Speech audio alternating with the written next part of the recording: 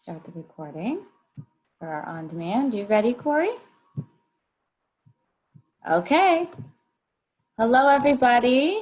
Happy Tuesday and welcome. Very excited to our new Supply Chain Network Summit hosted by Food Logistics and Supply and Demand Chain Executive. I am Marina Mayer. I'm the editor-in-chief, and I am also your moderator for today.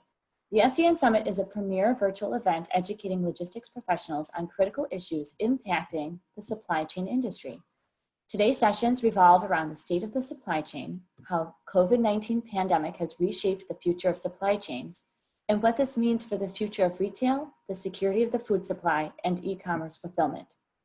We're going to kick off today's sessions with a discussion on the security of the food supply, where Corey Chafin, Principal of Food and Beverage for Kearney, will detail the end-to-end supply chain value diagnostic for sourcing and procurement of foods and what this means for the future of food post-pandemic. Corey maintains 10 plus years consulting and industry experience covering supply chain transformations, sourcing and procurement, MAN strategies, P&L performance, retail execution strategy, and product information. He's also the author of the annual Kearney Earth Day Report and Pride Month Purchasing with Pride Report. Just a reminder to the audience to submit your questions via the Q&A console on the screen. The beauty of this live format is you can also use the chat console to communicate with other attendees and registrants. You can communicate with Corey himself and or our staff. So with that, Corey, I'm going to hand it over to you. Yeah, thank you, everyone. As mentioned, my name is Corey Chafin. I'm excited to talk to you guys today. Let me get my screen share going, and we'll get started.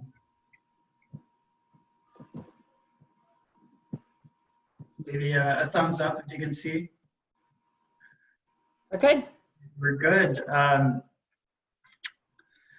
So as mentioned, I focus on food supply chain with Cardi. I'm based out of Chicago and work across the value chain within food, from agriculture to manufacturers to food service. I love food. I eat almost every day, so I'm always thinking about food, and it's always top of mind for me, and it's a really interesting industry for me to work in. Just a personal hobby of mine, which you can see on the screen, is my bike, which fortunately in Chicago is a very flat place, but that's been my new COVID hobby, is biking all around Chicago and getting to see some places. So that's a little bit about me, but today what we'll be talking about is really 4 core topics. And then for each of these topics, we'll do a quick content review for maybe about 10 minutes or so, and then we'll have some time for questions, dialogue after each one. But as mentioned, feel free to ask any questions in the chat or as we go throughout. So the first topic is just an introduction, what's happening in the food supply chain, where are we, what's kind of the state of the union on food.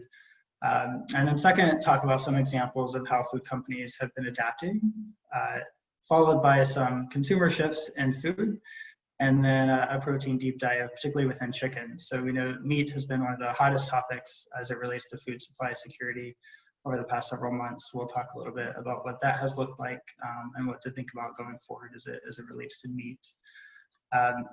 So to dive into it, we don't live in easy times when it comes to food supply. So, globally with a pandemic that's affecting, people at every corner of the earth and a global population that's still growing and 7.6 billion people and strong, it's quite difficult. And we don't have unlimited resources for agriculture and growth. And even before COVID, our supply chain was already pretty stretched. We had changing diets towards increased meat consumption, which has a greater strain on natural resources to produce equivalent calories of meat, particularly in developing and emerging economies as well as here in the US. We had highly concentrated supply chains that were designed around cost and efficiency, and very concentrated both in corporate structures as well as the facilities themselves operating at pretty massive scales.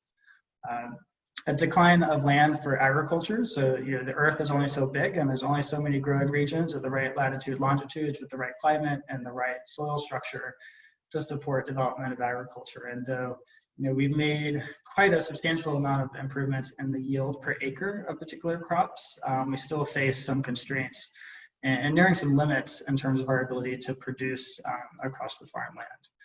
And then, water scarcity, particularly if you live in California, you're quite familiar with this with the droughts, but it impacts other areas of the world and some of the weather patterns that we've seen, all against a backdrop of food insecurity, where not everyone around the world has equal access to the nutrition that they need. So, I think even before the pandemic hit, there was a lot of big macroeconomic type challenges that were facing the food supply chain. And then this guy showed up and decided to turn everything upside down a little bit further for us once the pandemic hit, and immediately put the food supply system into shock. And so, as you saw in the news, most likely, there were several immediate disruptions across different categories, and more severe categories were fresh ones. So produce, vegetables, meats, dairy. If you think about the grocery store, the categories that are around the perimeter of the store were most heavily impacted.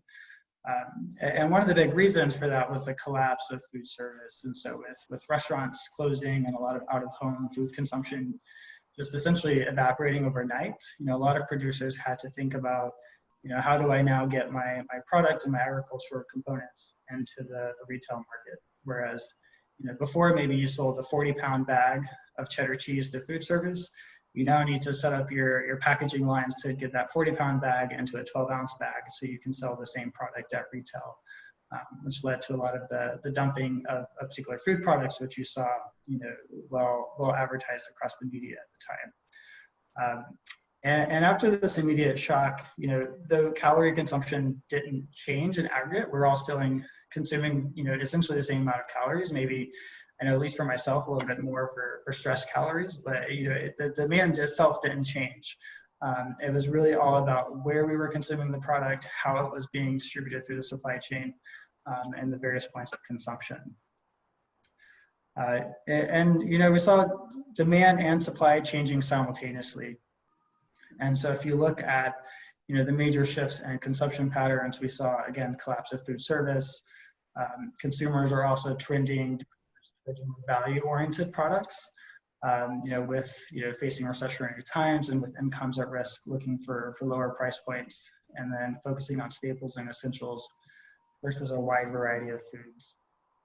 Certainly we see the blurring of channels. We talk about how it's not, online versus in store. It's consumers don't think in terms of omni-channel, they just shop. And for them, it's just should be a seamless experience. And that's no different for food. The shift towards trust, that's something that was really starting before COVID, but I think COVID has accelerated that, particularly within food, where safety becomes a key concern. And we'll talk a little bit about that when we get to the consumer section, as well as the emphasis on sustainability, which we see consumers, finding even more important now as they think about the post-pandemic world. And then on the supply side, I think simplicity is the game at the moment. So we're seeing both not only simplicity in consumer shopping behavior, but also in how companies are simplifying their portfolios, based on, core staples, limitations of variety. And we're really seeing a rollback of years and years of innovation that had occurred to make sure that we are prioritizing security on the shelf, and that we have good in-stock availability for customers, not just the wide variation that we're typically used to. And, we had a food system that was built on efficiency and productivity. It didn't already have resiliency built in. And the pandemic is not the first time to test that weakness. We can look to the droughts in California, flooding in the Midwest, to global trade disruption, to commodity volatility. And there's been a lot of areas in which we've been able to expose this vulnerability of the food supply chain. And all those challenges on the left are things that we've been familiar with as a result of the pandemic. Not mentioned yet, but the increase in shift to bulk products, as people want to minimize the number of times they're going to the store. They don't want to buy a 6-pack of something, they want to buy a 50-pack of something, which completely changes the demand profile and the underlying supply chain for that. I think what's interesting is how companies are now thinking about this and how the food system overall is thinking about it. The biggest question is our food system too centralized? And what would it look like if we were to have a more decentralized food system? And there's a lot of things that are uprising on this. A few would be indoor farming and precision agriculture, and also looking at ways we can change the packaging format so some of our perishable products can exist at the same quality for longer periods of times. We'll have a visual on the next page that I think illustrates this quite well. Companies are also looking at reallocating their products across the plants, so where they have the luxury of multiple production facilities or access to multiple co-manufacturers, making sure they have the capability to spin up production for their products across multiple locations. Automation investments are going to be accelerated, particularly in meat, as you see risk of the labor pool and the infection risk that faces in some of the plants. E-commerce is known to be a massive shift from this, and some of that behavior is going to be sticking, and so that's going to impact both the packaging formats and the channels and the distribution that's built in behind it.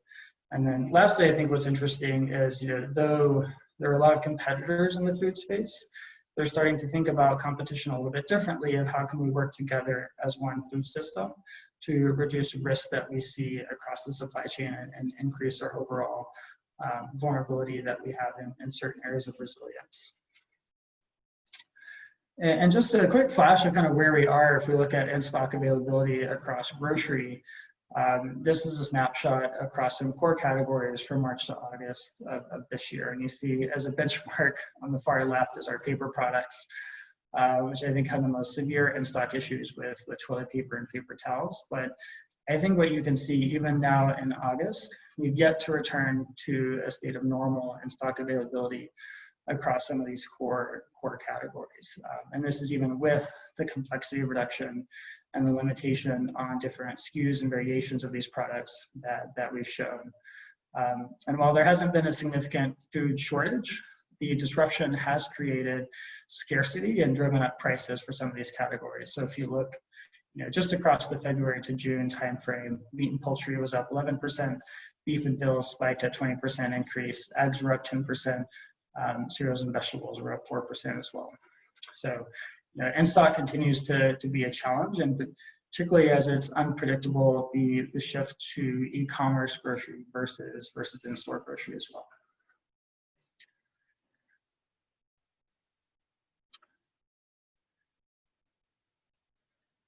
And if we look at the US supply chain for food, the US probably is the most efficient and the most comprehensive food system in the world. On one hand, you have 2 million farms. On the other end of it, you have 300+ million consumers plus $100 billion of export value. And it's quite efficient in terms of consumer percentage of their budget they spend on food. The US is about 6.4% of their budget spent on food, and in other countries like the UK, it's around 8.2%. Canada is a little north of 9% of the budget spent on food. So it's a very efficient system, and it's been designed to be ultra cost effective. But then what you see is quite a bit of concentration and scale that is a result of that. So if you just look at this visual, right, 8% of farms are controlling 41% of the acreage. You have 4 companies are controlling 82% of beef, 63% of pork, 53% of chicken. And all of these major categories, you have at least 4 companies controlling or contributing or having share in more than half of it. And then with 5 retailers controlling, about half of all the grocery retail. And so on the negative side for resiliency, this creates certain bottlenecks in particular areas, as has been well described as what we've seen in meat, with some of the plant shutdowns that's impacted meat supply, but it manifests in other ways. On the positive side, I would say though, however, if you think of grocery retailers, that centralization has helped them quickly deploy measures which help ensure a safer shopping experience, and how they enforce social distancing and set up the shopping experience within the stores themselves, and different shopping hours for different age groups that are more at risk. Has actually been a positive benefit of this concentration. But particularly the biggest pinch point we see here is within the processing of the companies that are taking the core commodities and then processing them into the formats that you would then see in the store. So, I'm sorry, continue. No, I think this is kind of the introduction. So I think we'll pause on this page and just start to take any initial questions, and then we can get into some more specific examples. What risks do the pandemic pinch points carry in the food supply chain, and why does this matter? Yeah, I think it can create quite a bit of bottlenecks, and to where you have a lot of your regional volumes channeled into these central points. So let's say if you have one dairy plant that's operating on a massive scale, massive cost efficiency in the Midwest, but starts to contract risk of the labor pool contracting COVID, or perhaps there's a food safety issue. Even outside of the pandemic, it can impact a large area of that region and can essentially cut off supply for a period of time, if it's severe enough. And then the network effect of that is then all the other regions have to then support that demand that's missed. And the plants are run at such great efficiency today that there's not, massive amount of capacity in the market to take on that missed demand of one of these big plants shutting down.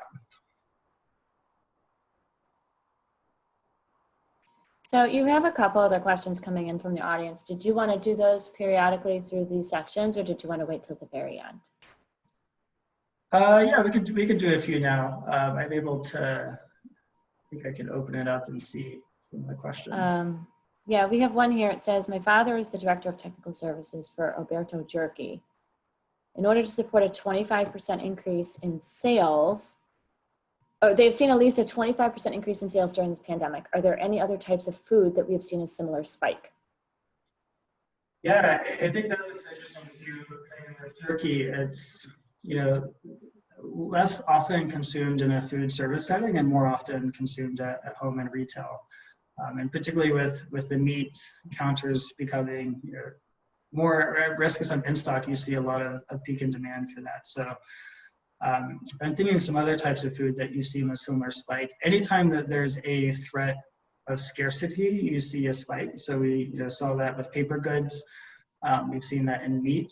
I would say that's kind of an artificial spike because that's really more of a hoarding type behavior that you're seeing that's having massive impacts on the supply chain. But the other foods generally that have seen spike, again, is going to be some of the more staple-based food items. A lot of people are cooking at home now, and so they're looking for simple things that they know how to cook, and that they can easily get on the table amidst their day-to-day.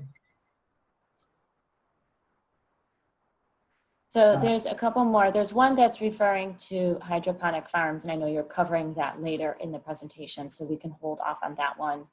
And that's to the person who submitted that. That's just to let them know.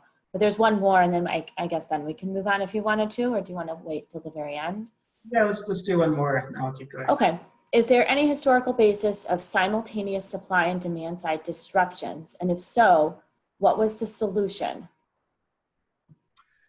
Yeah, I don't think there's a precedent at this scale. We've certainly seen it within a category. So if you take almonds, for example, had a pretty significant disruption with the drought. And then at the same time, the demand for almonds was increasing as you were seeing it become an ingredient in a lot of snack bars, Kind is an example.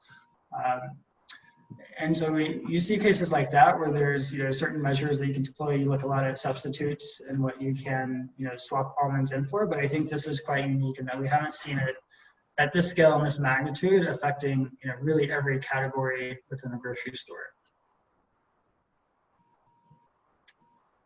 And with that, let me just keep going into the next section of how companies are adapting. And there's a lot of stuff on this that you can read in the news or that's public available, but what I wanted to do here is provide a bit more specific examples of how some food companies are starting to think about what this means for them in their product portfolio that are pretty, a little bit more pointed.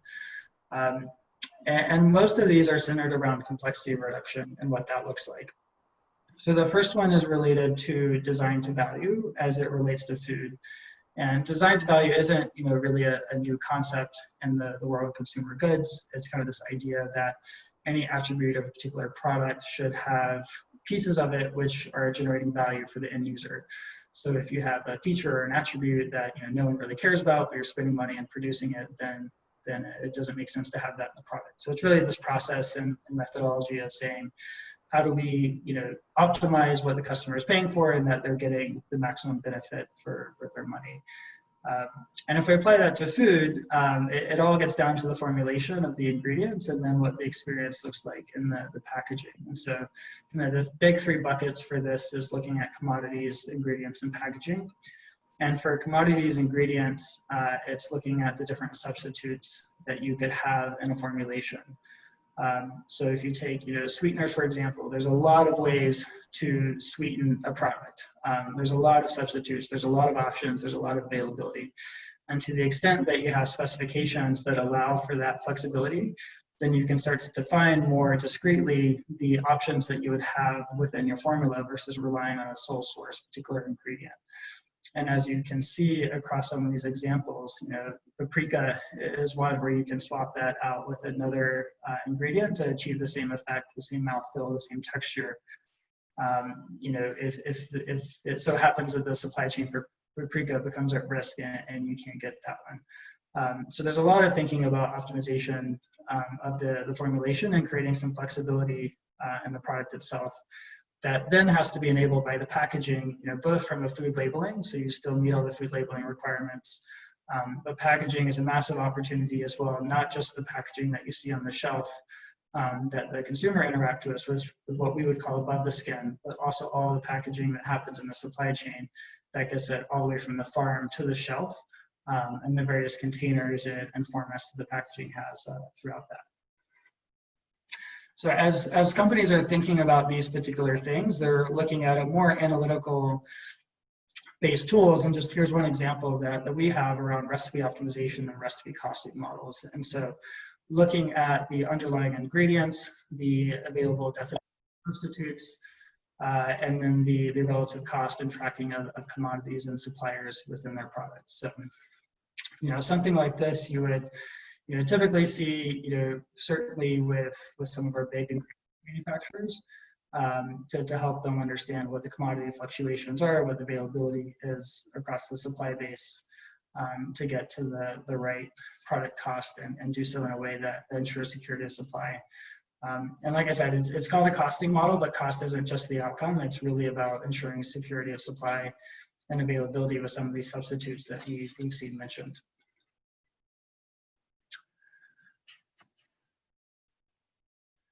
Another example is food companies are looking at packaging in every single possible way as a means to reduce complexity in the supply chain for food. Because anytime, again, you reduce complexity, then you can reduce cost, you can improve resiliency and reduce variation.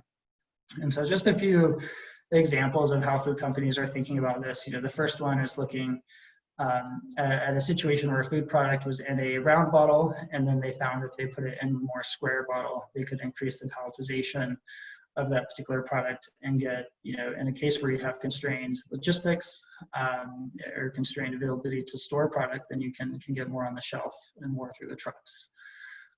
The second example is looking at parametric bidding, which is where you take every single component of the food packaging and you break it apart and you look at the glue, the cut, the ink, the board, and you say, is each of these components really needed? Is it valued by the consumer? Is it creating the freshness and the quality, maintaining the quality of the product that we need it to?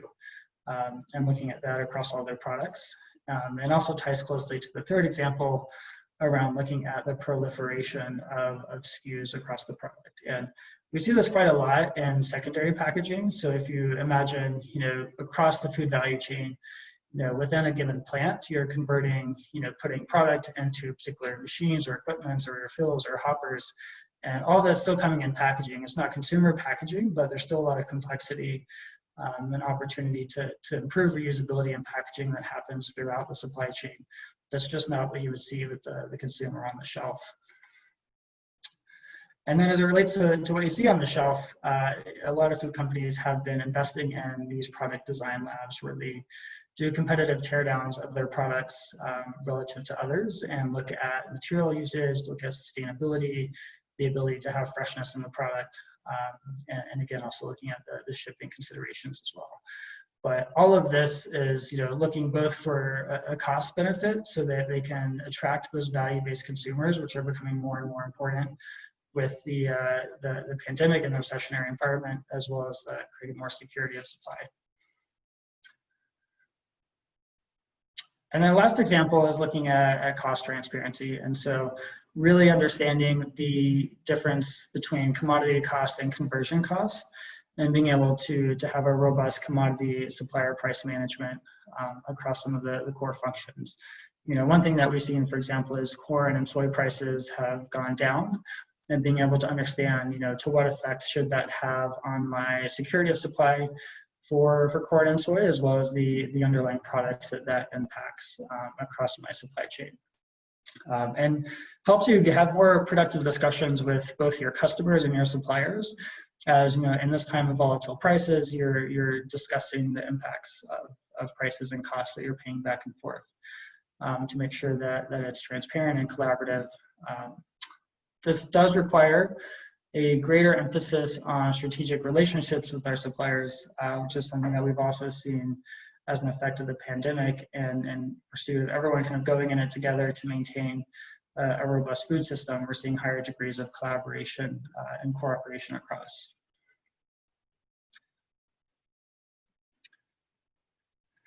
And just last page here, and then I'll pause for questions on this, but an interesting thing we did was we interviewed 400 executives in operation with the World Economic Forum, and kind of asked them, you know, several questions, but one of them was, you know, what actions do they expect to take to increase their supply chain resilience? And the biggest answer by far was complete overhaul of supply chain and procurement strategy, which is a pretty dramatic answer. And then as we look at the themes of how companies are thinking about this, you know, it's focused really on three things: complexity reduction, dual sourcing, and localizing. So we just talked through a few specific examples of how food companies are thinking about complexity reduction. Dual sourcing, again, gets to that question of substitutes. So do I have, you know, if I'm looking to sweeten a product, what are all the substitutes available options that I have? And then the localization point brings forth the question of, you know, is the food system too centralized today? And is there an opportunity for decentralization through different means, you know, such as vertical farming is one of the ones that I saw in the questions. So I'll pause here and take some questions on this section, and then we'll keep going. So Corey, what sectors within food have you seen the most impacted, and some that have been able to rebound over others? Yeah, I think the biggest one has been food service, and we've seen a massive collapse in that, particularly with restaurants and any dining out of home that you've seen. This disruption has been similar in grocery retail, to where you've seen all of that demand now channeled through grocery retail. We've had a massive spike in demand. I think one thing that's surprising now, you know, looking at where we are in August, that's a bit different than what would have been forecasted, is if you look at quick service restaurants, they're actually recovering faster than I think originally expected, because, you know, a lot of consumers are feeling comfortable going through a drive-through to get their food. It's also positioned in that value-based offering, to where it tends to be a lower cost. And so I think that is one segment that we're seeing starting to recover quickly than expected in the quick service. Particularly if you look at full service restaurants, they're not recovering at the same rate. Particularly areas where you have, you know, interior dining or more formal sit-down dining. But we do see drive-through and quick service doing better. Interesting. So what do you think will be permanent demand changes because of these changes in consumption points, as well as the temporary collapse of food service? Yeah, I think the shift to e-commerce for food is going to stick to some degree. We don't know to what degree it'll stay. A lot of people will go back to their old habits, but as people become more comfortable with online ordering of groceries and delivery services such as Instacart, you know, I think we're going to see that become more of a normal for folks. I think there's also going to be, you know, we have this kind of reset of product innovation, to where we're now back to the basics and essentials, and all the kind of wild and crazy and diverse set of flavors that we had, you know, expected and used to seeing on the shelf has been reset in a way. And so I think what we'll see is a bit of a new wave of innovation that'll start coming probably more in the 6 to 18-month time frame that'll hit on the shelf. But I think innovation is going to look quite a bit differently than what it did before, and I think we'll see that stick as well. And that's interesting, because one of the next questions from the audience is, you know, if you have any information regarding consumer demands with regards to like food safety or from the supplier side, and if you see an increase in demand of quality controls? Yeah, I think, consumers typically aren't experts on food safety. They have an expectation that a company is doing everything they possibly can to ensure that on their behalf. And so the real question there becomes trust, and trust with the brand and trust with the retailer. And so the way in which a retailer is projecting that trust to the consumer is quite important, and is a big driver in the consumer's decision to shop with them. And it also ties a lot to these other personal factors, such as the values of the consumer and the purpose of the brand. And if that consumer's viewpoint, if that's a brand that is consistent with their own values and how they shop, and therefore they're more likely to trust them. So I think on the industry side, there's certainly a greater demand for food safety and quality control and food checks. But I think from a consumer lens, they're not experts on food safety. They want it to be safe. And they expect that. That's the table stakes. And if there's any reason for them to believe it's not, then they will shift quickly to another brand. And on the chat, really quick, there's a lot of talk about how this will impact, commodity pricing. Kind of from your vantage point, what do you see as the supply and demand shifts, how that impacts the pricing of goods? Yeah, it impacts every commodity differently because there's some secondary effects. So if you take one of the biggest ones, corn commodity costs have actually gone down quite a bit. One of the big reasons of that is oil prices have also gone down, and the oil prices in corn tend to be correlated in some fashion, given the use of corn for ethanol and the energy markets overall and how those interact. So I think it definitely varies by commodity. In some other areas, I mentioned almonds, for example, as earlier, anytime you have a drought or we have constrained supply in some of those, then we'll certainly see prices go up. But it's certainly not a uniform picture. We can't say, food commodity prices are going up. We can't say they're going down. It's really a mix depending on the relationships between them.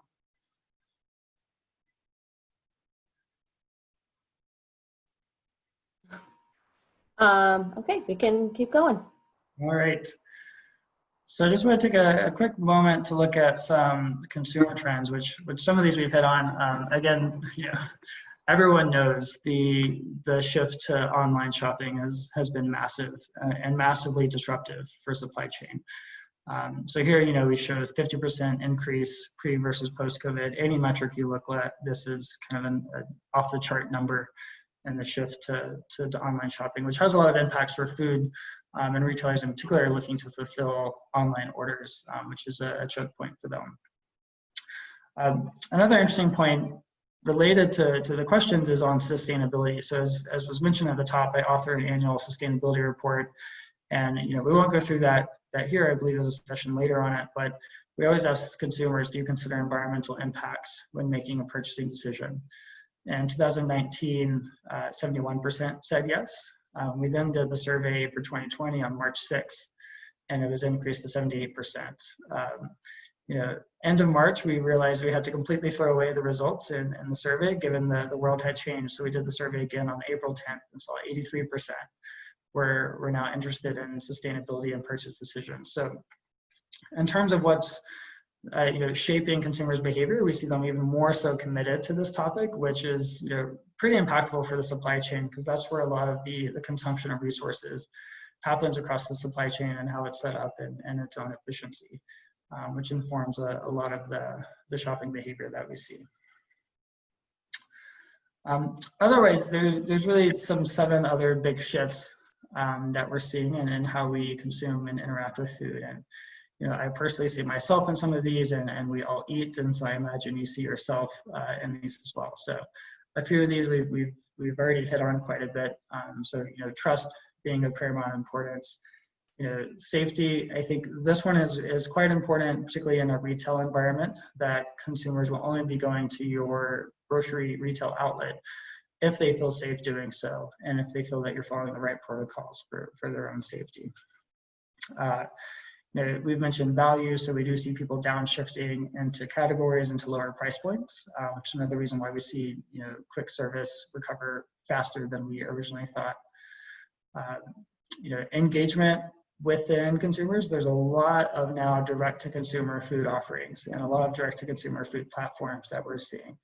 And so rather than going to the grocery store, the concept of meal kits has really expanded, but also teaching consumers how to cook. And so, having the, Italian 101 how-to guide alongside all of the products that you need to make the perfect Italian meal is something that we're seeing as becoming more prevalent, as consumers are kind of getting tired of making the same old thing at home and looking for new experiences that they would typically get in a restaurant, but are now looking to have at home. We've talked about simplicity and innovation and how we're kind of in an innovation pause at the moment. I think that'll pick up in the next 6 to 18 months. And then lastly, everything we've talked about on trust and community and purpose is something that consumers have been looking for as well across some of the trends in food. So again, I think some of these are consistent with the dialogue we've had thus far. Some of these you've seen yourself, but just curious, if there's anything else out there that folks are seeing, or if they have any questions related to the demand patterns that are out there for food right now. I have a question. How will this pandemic kind of impact the move toward localization? And how long do you think it'll take for our industry to kind of move in that direction? Yeah, I mean, you're seeing it already with some of the things like the, vertical farming and, with farmers markets. I think the challenge is always around kind of magnitude of volume.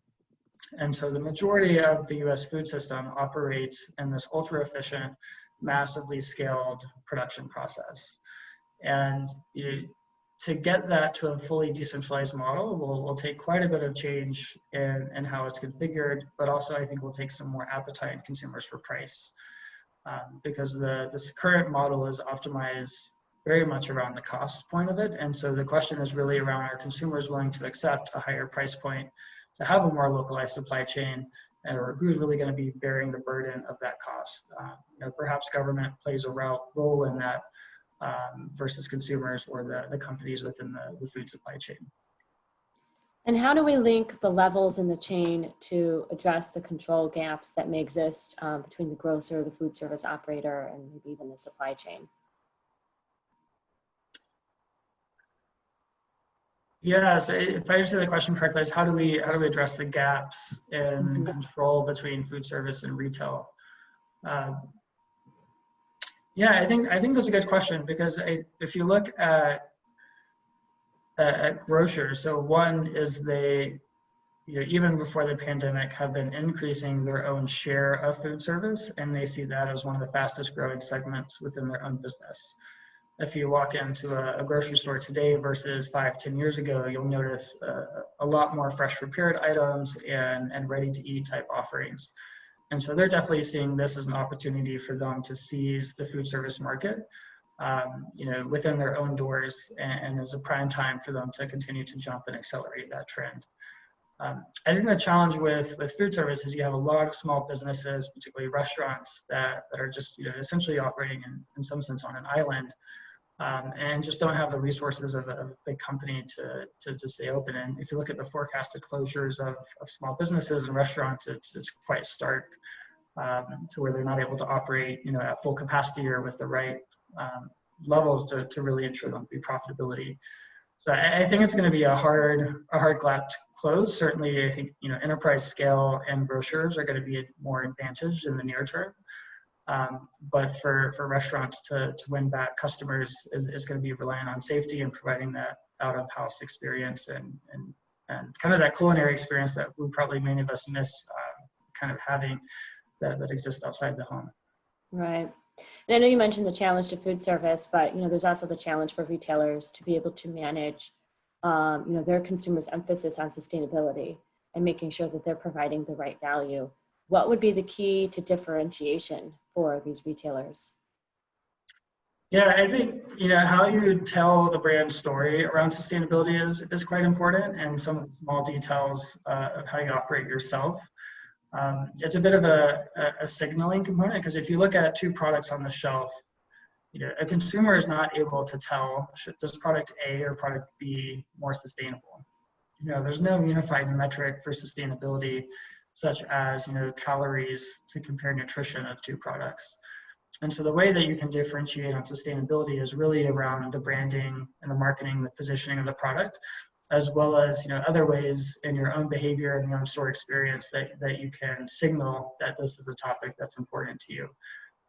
So be it, the cleaning materials that you use in your retail location, the types of bags that you have available for offer, and kind of small things like that, which signal that this is part of a broader corporate program as well. I think with the big change in sustainability really kicked off this year, at least with the letter that Larry Fink sent to investors in January, which essentially said they're going to be closely expecting a lot of these big companies to make broader commitments for sustainability. And so what you've seen is a lot of big commitments of things, by 2025, by 2030, 2035, we're going to meet this metric at this amount or invest this much money. And a lot of them now are just thinking about how do we fill the pipeline of ideas and initiatives that's going to fill that. And then a lot of that will start to show up and manifest itself with branding and positioning. Perfect. I know your next session covers, indoor farming and hydroponic farming, and we do have a lot of questions coming in about that. So I'm going to let you keep going. Yeah. That I think is a hot topic for us. Yeah, let's talk a little bit about chicken, and then we can close out with some final questions. Sure. So I think, meat has been a really hot topic throughout the pandemic. It's near and dear to a lot of people's hearts and gets a lot of attention, and is quite a sensitive supply chain as well. It's tested a lot of retailers and a lot of consumers. It's occupied the headlines for months and has been a big issue for both companies and retailers to address. And so if we just look at some of the facts around, chicken is where we'll focus, but relative to some of the other proteins, chicken comprises about 40% of U.S. protein consumption, and has over time grown faster than other animal proteins. So you can see here the comparison of chicken versus pork, beef, and seafood. So it's quite substantial and represents a big portion of calories consumed as it relates to animal protein. And then when the pandemic hit, we looked at what then happened to weekly U.S. meat production. If you look at the year-over-year change from February through May, you can see that chicken dropped 7%, beef and pork each dropped around 35%. And those 7%, may not look that big. It may look concerning compared to beef and pork. You have to remember that around 55% of U.S. production of chicken serves the food service and the export market. And so this was, a lot of it was driven by a reduction in food service demand and changes in the export markets, probably more so than an inability to actually supply chicken. But with the increase in availability or lack of availability for beef and pork, we did see a lot of consumers switching to chicken as a protein for consumption, just given it was on the shelf when beef and pork wasn't. It's also impacted protein types differently across chicken versus beef and pork. So, chicken had more than 50 processing plants with COVID cases, but the spread was 5 times less than what we saw with beef and pork plants. Due to the standard sizes that we see in poultry processing, it's a highly automated process. It's not as labor intensive as beef and pork, and so that's really helped mute the impact of the virus. And according to CDC, the chart on the right, you can see about 2.3% of workers, and in particular a set of plants, tested positive for COVID versus 12.7% in beef and pork, which is a pretty stark difference, which kind of shows you the difference in the production processes and the reliance on labor between the two plant types. The other thing that you have to talk about with chicken is the line processing speed. So one of the key drivers of both cost and capacity in the market is the line speed. So historically, the line speed has been in the lower 140 range birds per minute. And about 18 months ago, the USDA authorized increasing the line speeds to 175. And what that does is it opens up capacity. It helps operate at a lower cost. And it really helps offset the demand that's been increased for chicken that is offsetting the lack of availability for beef and pork. The USDA issued in April alone an unprecedented amount of 15 waivers to increase the line speed for chicken. to increase overall capacity in the market, which has helped ease some of the commodity pressure that we see in the market. And I think to the question earlier, how do we see this manifest volatility in the commodity markets? Again, it's different for every single protein type, because even comparing meats, it's a different story between chicken versus beef and pork. And so if you look at this kind of all in and then say, okay, what has been the net economic effect of COVID on a category like chicken? So if we look at the, some of the headwinds, the one-time cost of shutdown. So, the plants were setting up the bonuses to frontline workers. They were paying temporary leave, doing some donations and some facility investments for safety. That was the primary result of some Q2 performance that we saw that was lagging expectations. But those were one-time costs. And then layered on top of those is just some of these new costs of doing businesses around plant sanitation, employee testing, and things that we expect to see on an ongoing basis impacting the cost of the product. And though you might anticipate just from kind of reading the news that maybe this should yield a net increase in chicken at the shelf, at the same time, we've seen substantial decrease in some of the commodity inputs that go into chicken. So the two biggest cost drivers for chicken is typically corn and soy, and depending on the bird, the cut, the level of processing, this feed cost represents about 25 to 50% of wholesale prices. Meanwhile, freight can be 5 to 10%. And if you look at the commodity volatility within corn, soy, and refrigerated freight, they have all gone down as a result of the pandemic for various reasons, as some of you mentioned. So, corn cost has gone down about 17%, soybean down 8%, reefer freight down 8%. And so then the question becomes, what is the net cost impact of some of these, additional costs of doing business as a result of the pandemic against the backdrop of some of these commodity costs that have reduced, and how has that been manifesting on retail shelves and pricing? So it's a pretty interesting case study, I think, because it shows that all the levers that are at play that would affect a particular category and pricing and demand and availability of what you would see on a shelf. So just some closing thoughts as it relates to food. I think there's a lot of things that we still don't know about what the future of the food system looks like. And I think the big one is going to be, as we evaluate the resiliency of the food system and look toward more decentralized model, there's a question around who's really going to bear the costs for that. Is it going to be the consumer through pricing? Is it going to be the farmer or the government or even the manufacturers across the chain? And then to what degree will we get to a more decentralized or perhaps a more consolidated food system as a result of some of these changes? We are seeing an increased cooperation across previously competitors to help drive more security across the joint food supply. We know e-commerce is going to be here to stay with increased penetration, but we don't know how we're going to get it done and what that's going to mean for the footprint of storage and warehousing and the last mile delivery to consumers. And the last one's, technology is obviously going to be a big play. We've seen a lot of innovation with that. I think right now the big question is around demand forecasting and scenario modeling, and how do you prepare for multiple types of scenarios that could happen with your demand.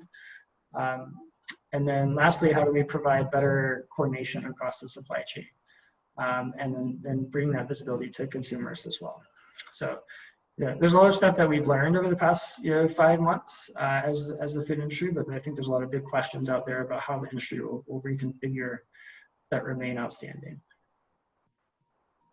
Perfect. There was a question earlier in your presentation, so to the gentleman who posed this, thank you for your patience, because you mentioned earlier about distributed production. Has anyone discussed turning large malls into multi-level indoor hydroponic farms? Oh, interesting. Because I know we see that, we're starting to see that more in micro-fulfillment for some of these other warehousing, but that is interesting take on it. Yeah, I personally haven't seen that. I think it's a really interesting idea. I think the challenge would be, can you get the mall with the right equipment? It's a pretty scientific process to do indoor farming to get the right, the water, the right lighting and the right structures in place, and with a lot of vacancies in malls, I think that could be an interesting thing to explore. I think indoor farming in general is still developing the operating model for how it works, and kind of what are the right elements that are required to make it both cost effective and reliable.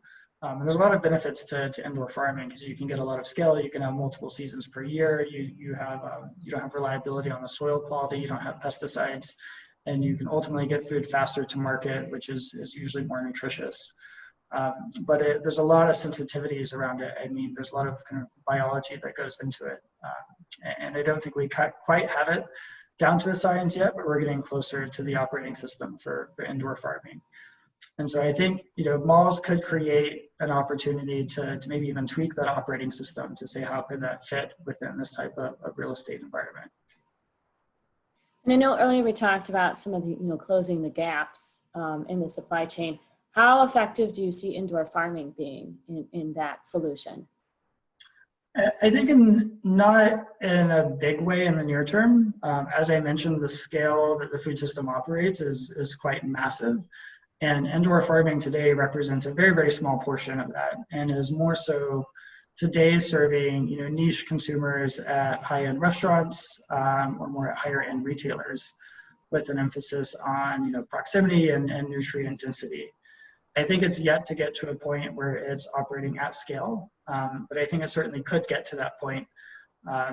Particularly where our tendency as a food system is to ship food crossways across the country. Because that's just how it operates. But I think there's a lot of opportunity for it to grow beyond it. But I think in the near term, it's an interesting idea and proof of concept, but it's not going to have an immediate impact on how the food system is configured. 5-10 years from now, that could be a different answer.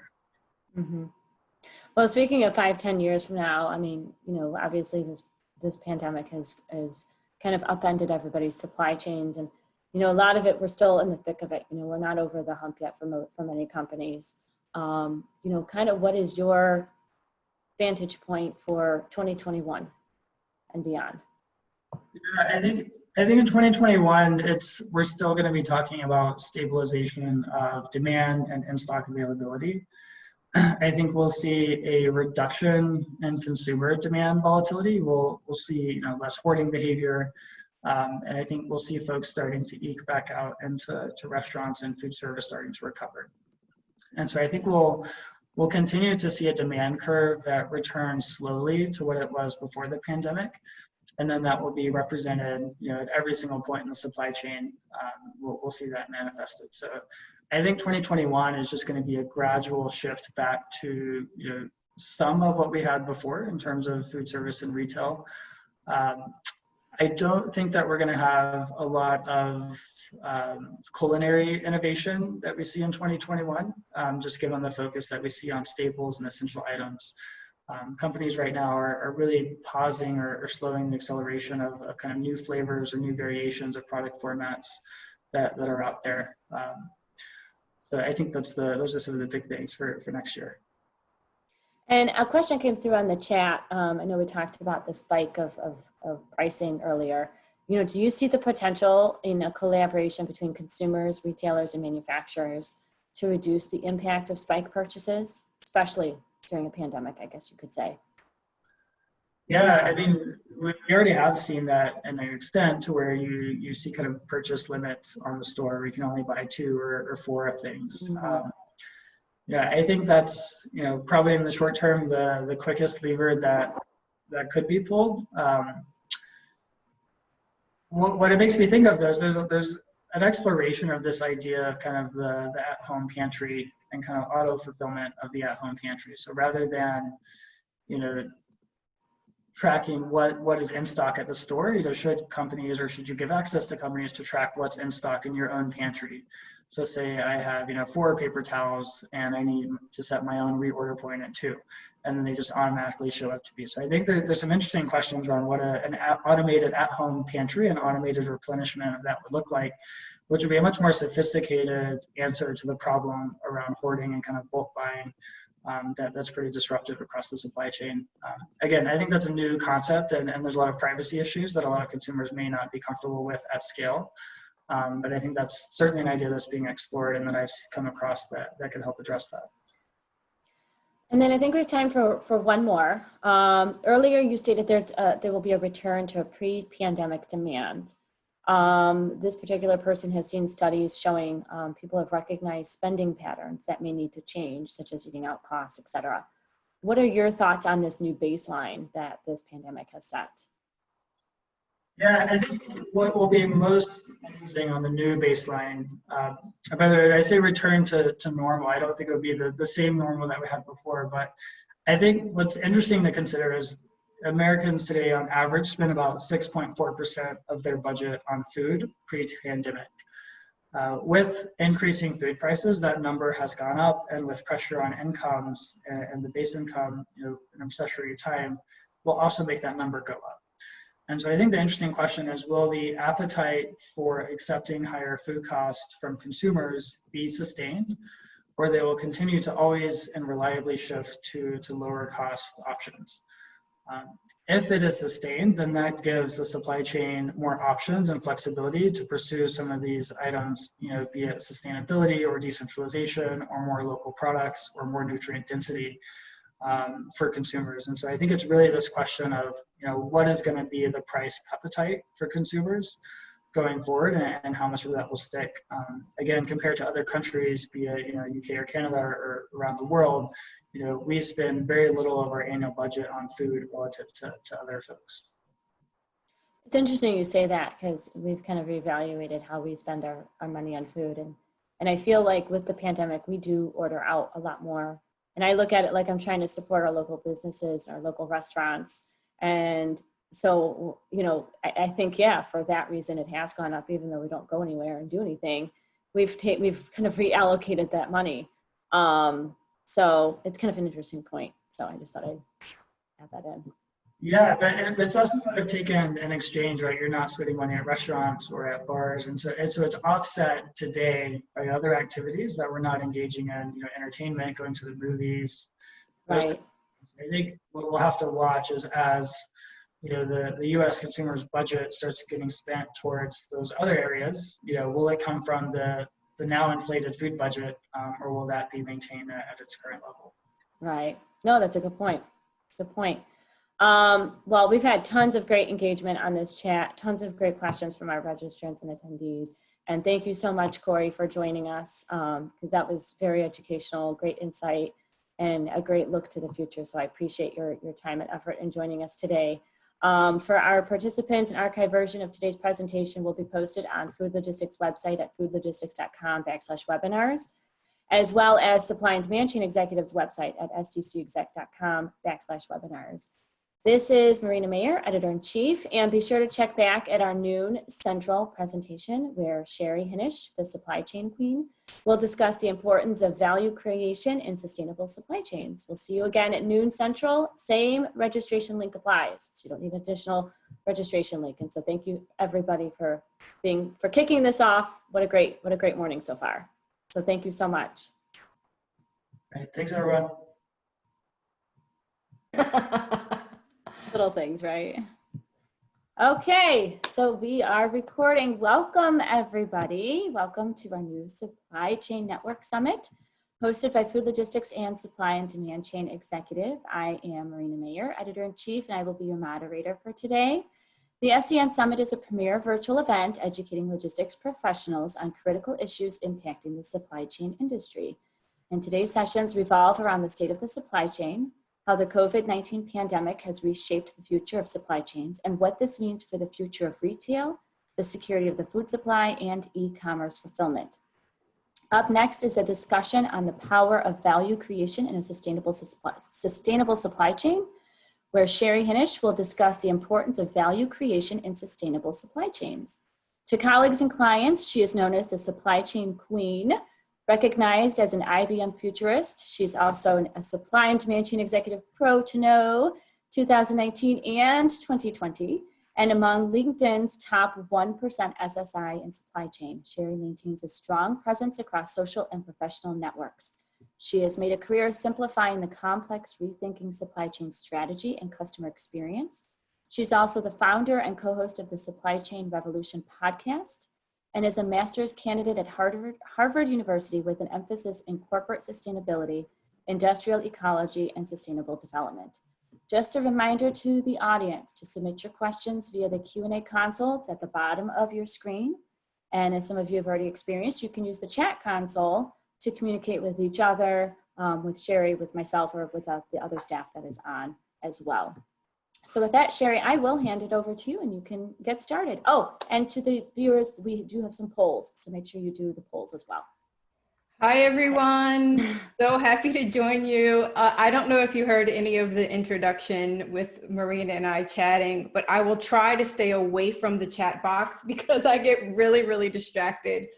And today, we're not going to do slides. We're going to have a couch chat and something more personal and informal. We have a series of polls and 5 big ideas that we're going to unpack today. So the first poll, if you haven't responded, the question is, how important is sustainability to you? And this is always a good primer, or litmus test, when I start down this path of defining value creation in sustainable supply chain. So we're gonna end the poll now. If you haven't responded, we'll give you like 5 seconds. And can they see the results now? Yes. We have the right people in the room. People who are open-minded, people who prioritize sustainability. And just to share a really quick study that I found recently, published by Accenture. So we know what's going on in the world right now, lots of things unfolding before our eyes. And Accenture published a survey of nearly 30,000 customers in 35 countries, pretty big. And what happened was 67% of those consumers said that they expect companies to stand up for social, environmental, and cultural issues. And nearly half, now this is the part that was really interesting to me, nearly half of those US consumers are disappointed by a brand's words or actions on a social issue, and they complain about it. And 42% of those people actually walk away from the brand in frustration. 21% never come back.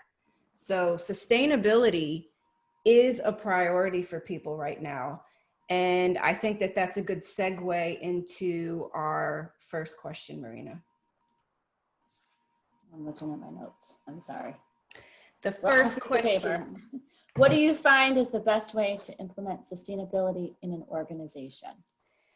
So the first thing we have to do before we cover that is actually define sustainable supply chain. And I want you to think about traditional views of supply chain management. If you walk into a company and you ask 10 people, you'll probably get 7 different answers. If you ask people to define sustainability, it's so much more broad and you'll get 10 different answers. So think about people, planet, and profit. These are the 3 Ps. But then there's another P beyond that, and that's the change that you create when you model sustainability across your supply chain, in your personal life, the handprints that you create beyond a footprint. So when you think about sustainable supply chain, we have a poll right now. How do you define it? What would it mean to you? And I kind of have already given it away that maybe it's not the 3 Ps, maybe it's much broader than that. Oh, this is a smart group. I can see the voting results right now. Amazing. Everyone try and respond. This isn't shared on an individual basis. Right. But what's really interesting is a lot of people think that sustainability just means, environmental impacts. And it's so much more broad than that. It's so much more broad. Companies that don't align with customer beliefs, they're paying the price. So let's go ahead and end the poll so we can talk about defining sustainable supply chain. So super interesting. Supply chains that care about social and environmental needs. Absolutely right. And if you think about that Venn diagram of people, planet, and profit, so people meaning all of those social variables that impact a community, education, equity, and that includes gender equity and racial equity, which we're seeing right now unfold before our eyes. Well-being, quality of life, all of that is tucked under the people sphere. Then as we move to planet, environmental, I think we know what that means, but thinking beyond that in terms of resource management, water quality, air quality, energy conservation, and climate change, all of those things are tucked under planet. And then lastly, profit. It has to be profitable. Now, I know a lot of people disagree, but when you do the right thing, there is a fiscal argument to be made for sustainability and sustainable supply chain. And we'll talk a little bit about that, why that's viable. But going up from this Venn diagram of the 3 Ps, above that sits another Venn diagram. And this is what I like to call new school supply chain. So it's the marriage of technological, industrial, natural, and human systems, all working in concert together to make a sustainable and possibly circular world. Someone doesn't see the polls, Sophia. So another thing, I get distracted by the chat box because I love to participate, and I'm gonna try and stay focused. Yeah, so a lot of people think that, sustainability is expensive. Sustainability is ivory tower, and they don't understand why it matters. And I'm going to share a little bit why it matters. Number one, it's a growing priority for investors. Okay, when you think about traditional levers of performance management, a lot of it was just focused on the financial KPIs, but now there are non-financial performance measures. A lot of that's tied to risk management. So sustainability is a priority for investors. It's a priority for consumers like you who are on the call, for your associates, so your colleagues in your organization, people who stand up your organization and your supply chain, and also trading partners. And the reality is that people want transparency. We hear a lot about transparency in supply chain. They also want trust.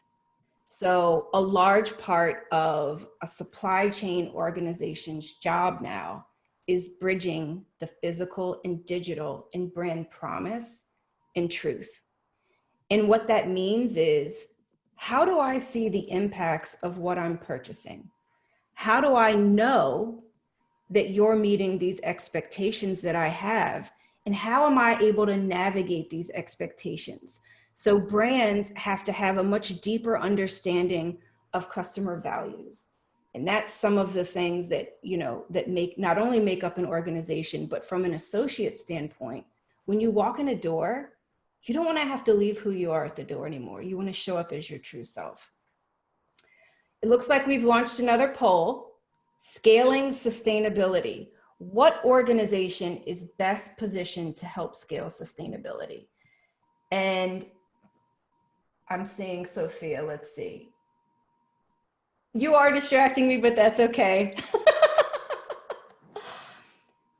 I think we know the answer to this poll. And it looks like sourcing and procurement, supply chain, we have people voting multiple times, and that's all right. Supply chain, in my opinion, is best positioned because 50 to 85% of the impacts, the social and environmental impacts, actually occur within the supply chain. And 50 to 70% of the revenue spend also happens in supply chain. So whoever said sourcing and procurement, that's actually a really good second leverage point in terms of what organization can purposefully invest through purchasing. So let's go ahead and end the poll and see the final results. Supply chain. Not surprised. I agree. I agree. So let's talk a little bit about, why should people care? about sustainability and the value that's created. And Marina, I would say the number one question that I get asked is, what's the business case for change? So what's the ROI? Why should the business meet customer expectations? And I want to share 2 points of view. One is obviously through the supply chain lens and, defining shared value opportunity. And if you've never heard of that, what it means is the concept of doing well and doing good. So doing good, making the right decisions, putting sustainability front and center, but then also making money while you're practicing a model of sustainability. There's been some recent research published by Harvard, which I found super, super insightful. 200 business cases were reviewed to really tease out some of that correlation, how you can position the business case for change. And what's been proven over and over again is those non-financial performance measures that we talked about a few moments ago. They show an 88% improvement in operational performance. And a lot of this comes from those traditional supply chain levers that we know: lean, waste reduction, closing loops in manufacturing, but also thinking differently where waste is a resource. There are other things that happen when you prioritize sustainability, like stakeholder engagement, supplier collaboration. So shout out to everyone who said sourcing and procurement. That's a really, really good second choice. And also leading with purpose in stewardship. All of these things work together for operational improvements. But there's also financial synergies that I want to highlight here. And if you take anything away, good ESG standards show a decreased cost of capital. And typically there's 80% stock price performance positively connected with good sustainability practices. Now that time frame, so when you're looking at ROI and the time period, it does extend beyond 12 months in many cases. But when you think about long-term value creation, that's really what's tucked under the business case for change in sustainability. Now let's look at it, from a very more granular level. What improves? Customer loyalty, employee relations. These are the things intuitively that we know. But also brand reputation and brand equity. Think about social media now and all of the things happening in a digital age. And you really have to be mindful of not what happens outside of your 4 walls, what happens in the communities and the markets where you operate. There's also a really huge emphasis on risk management.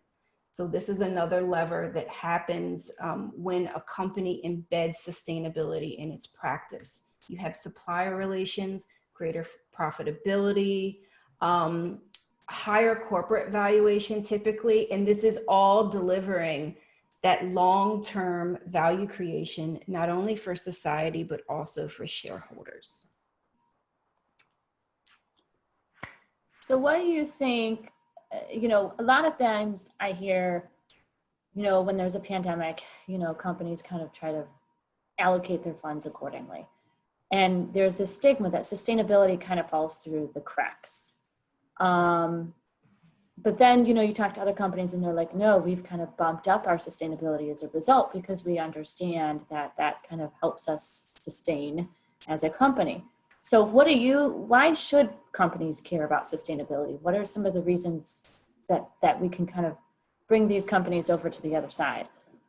Yeah, I think for me, you make a great point that I've heard the same thing, that people have this impression that sustainability is expensive and that it's very ivory tower. Now, although I love talking about purpose, because I think shared purpose is really that great connector. And when you're going through tough times, like what we're seeing right now, having that core purpose that people can really understand and internalize, it can differentiate you as an employer. It can really be that bridge, that great equalizer for people across your supply chain and who stand up your organization. But the pragmatic answer, Marina, is you're able to manage risk more effectively, not only internally, but externally. And there's something right now that's happening, another crisis. I know we have a health crisis, we have a human crisis, social crisis. We also have a climate crisis. And that's probably one of the biggest things that's really hard to understand through the lens of sustainability. But when you look at the research, and I actually have a study in front of me that I'd like to share. There was a study on climate change, and 8,000 suppliers reported on climate risk. And think about supply chain disruption and weather disruption and ETAs and, you know, everything that makes a supply chain agile and responsive.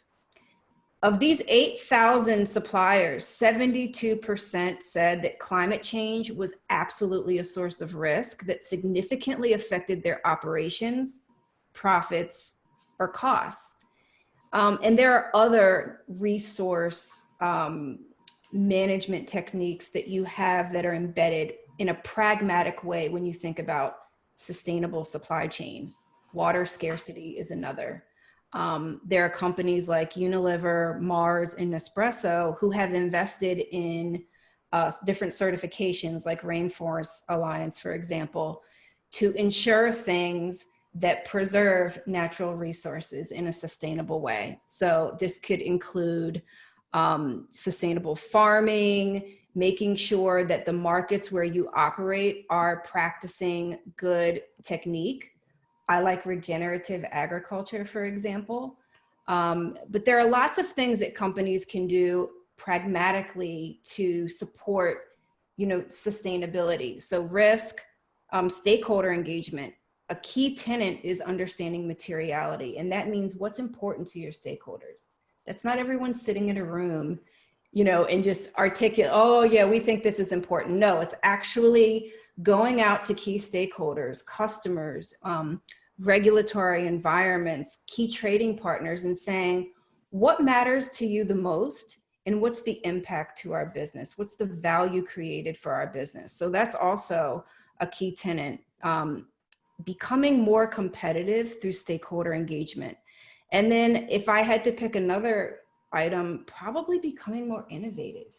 I mean, if you're not being disruptive in making an investment in disrupting the business as usual operating model, I don't think you'll be left behind. We're seeing years of progress in digital transformation in months.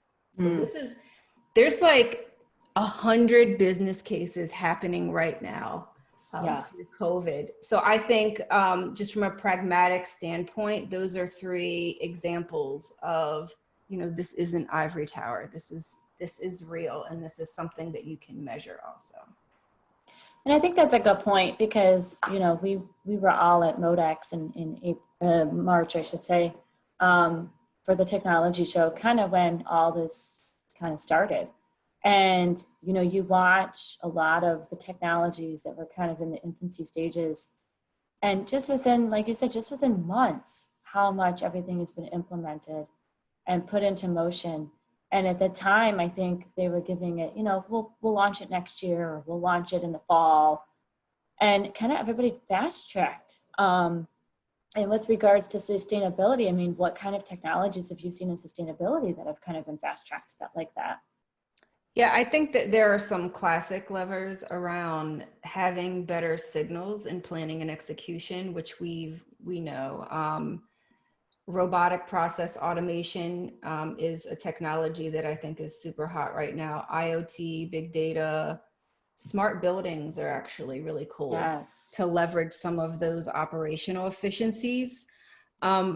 I personally like the concept of digital trust, which I'm talking a lot about lately. And people are curious when you think about omni-channel and e-commerce, how do you get that deep personalization and really understand a customer? And that's a combination of tech and human experience, which is complex because we are complex. So AI, ML, I think are really, really front of mind for me. You know, the next big wave of trying to understand consumer behavior, looking at an ecosystem and going back to that Venn diagram at 10,000 feet: human behavior, natural systems, technology, and industry. How can we make better decisions? In terms of, I have a few examples of technology for good, and I just want to share a couple here. So reducing greenhouse gas emissions through energy efficiency. So we talked about smart buildings. I think that that's super cool. Obviously transitioning to renewable energy sources. And there are also electric utilities, so smart grids that you can use to improve efficiency by 12 to 21%. And that's pretty significant. That's $310 billion to $540 billion through 2035. So there's a lot of levers that we can pull. I think it gets complicated when we think about the world we share from a global perspective. It makes sense, but it's actually getting everyone to play nice in the sandbox and participate and think that way, And that's a very good point, because I think from my vantage point, at least, I've watched the industry kind of come more together, and competitors kind of team up with each other for the common greater of mankind. And whether it's automakers making PPE or food service distributors now, helping out grocery stores, it's really comforting to see an industry that's all about, making sure product gets to the end user, and they don't quit, they don't stop, they'll find a way. So it's been very interesting to see. So you bring up a very good point on that. And to your point, I think, building trust and making sure that you always put the customer first. There are some principles that you can use also when building brand love. So this is that deep affinity that we talked about earlier. And the 3 principles of customer transparency and trust. And this is from Fruterra. It's corporate practice. So actually having a policy and performance that clearly exemplifies how the company is progressing, what it stands for. And then the second thing is brand purpose, obviously something we know and love. Are you communicating values and beliefs that align with your customer? But then this is where it gets really, really tricky. Product proof. So how are you able to actually demonstrate and show the impact of what you do and what the customer buys? And that gets really complicated, Marina, because we don't have a lot of global standards for product labeling. And then you get into the nitty gritty. I actually pulled a slide of all the different eco labels and green certifications. There's over 400. It's insane. It is insane. But what's interesting is Unilever actually announced the introduction of carbon labels. So these are labels through Carbon Trust that will show one of 4 things: reducing CO2, CO2 is measured, it's carbon neutral, and this is on 70,000 products.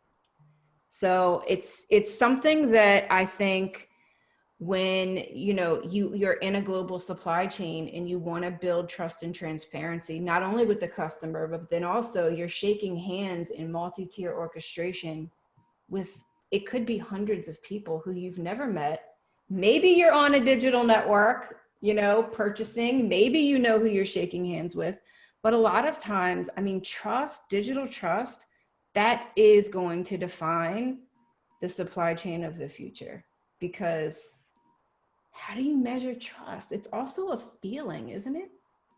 It is, especially with today's younger generation. They put their money where their feelings are, and they buy into companies that promote the same belief systems that they believe in.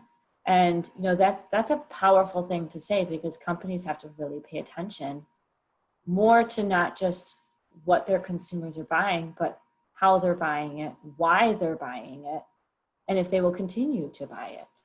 I know somebody commented saying, Walmart has tried the labeling before and failed. What do you think are the challenges to actually making these CO2 labels work? I think I'm straight down the middle. Yep. I think that we're our own problem.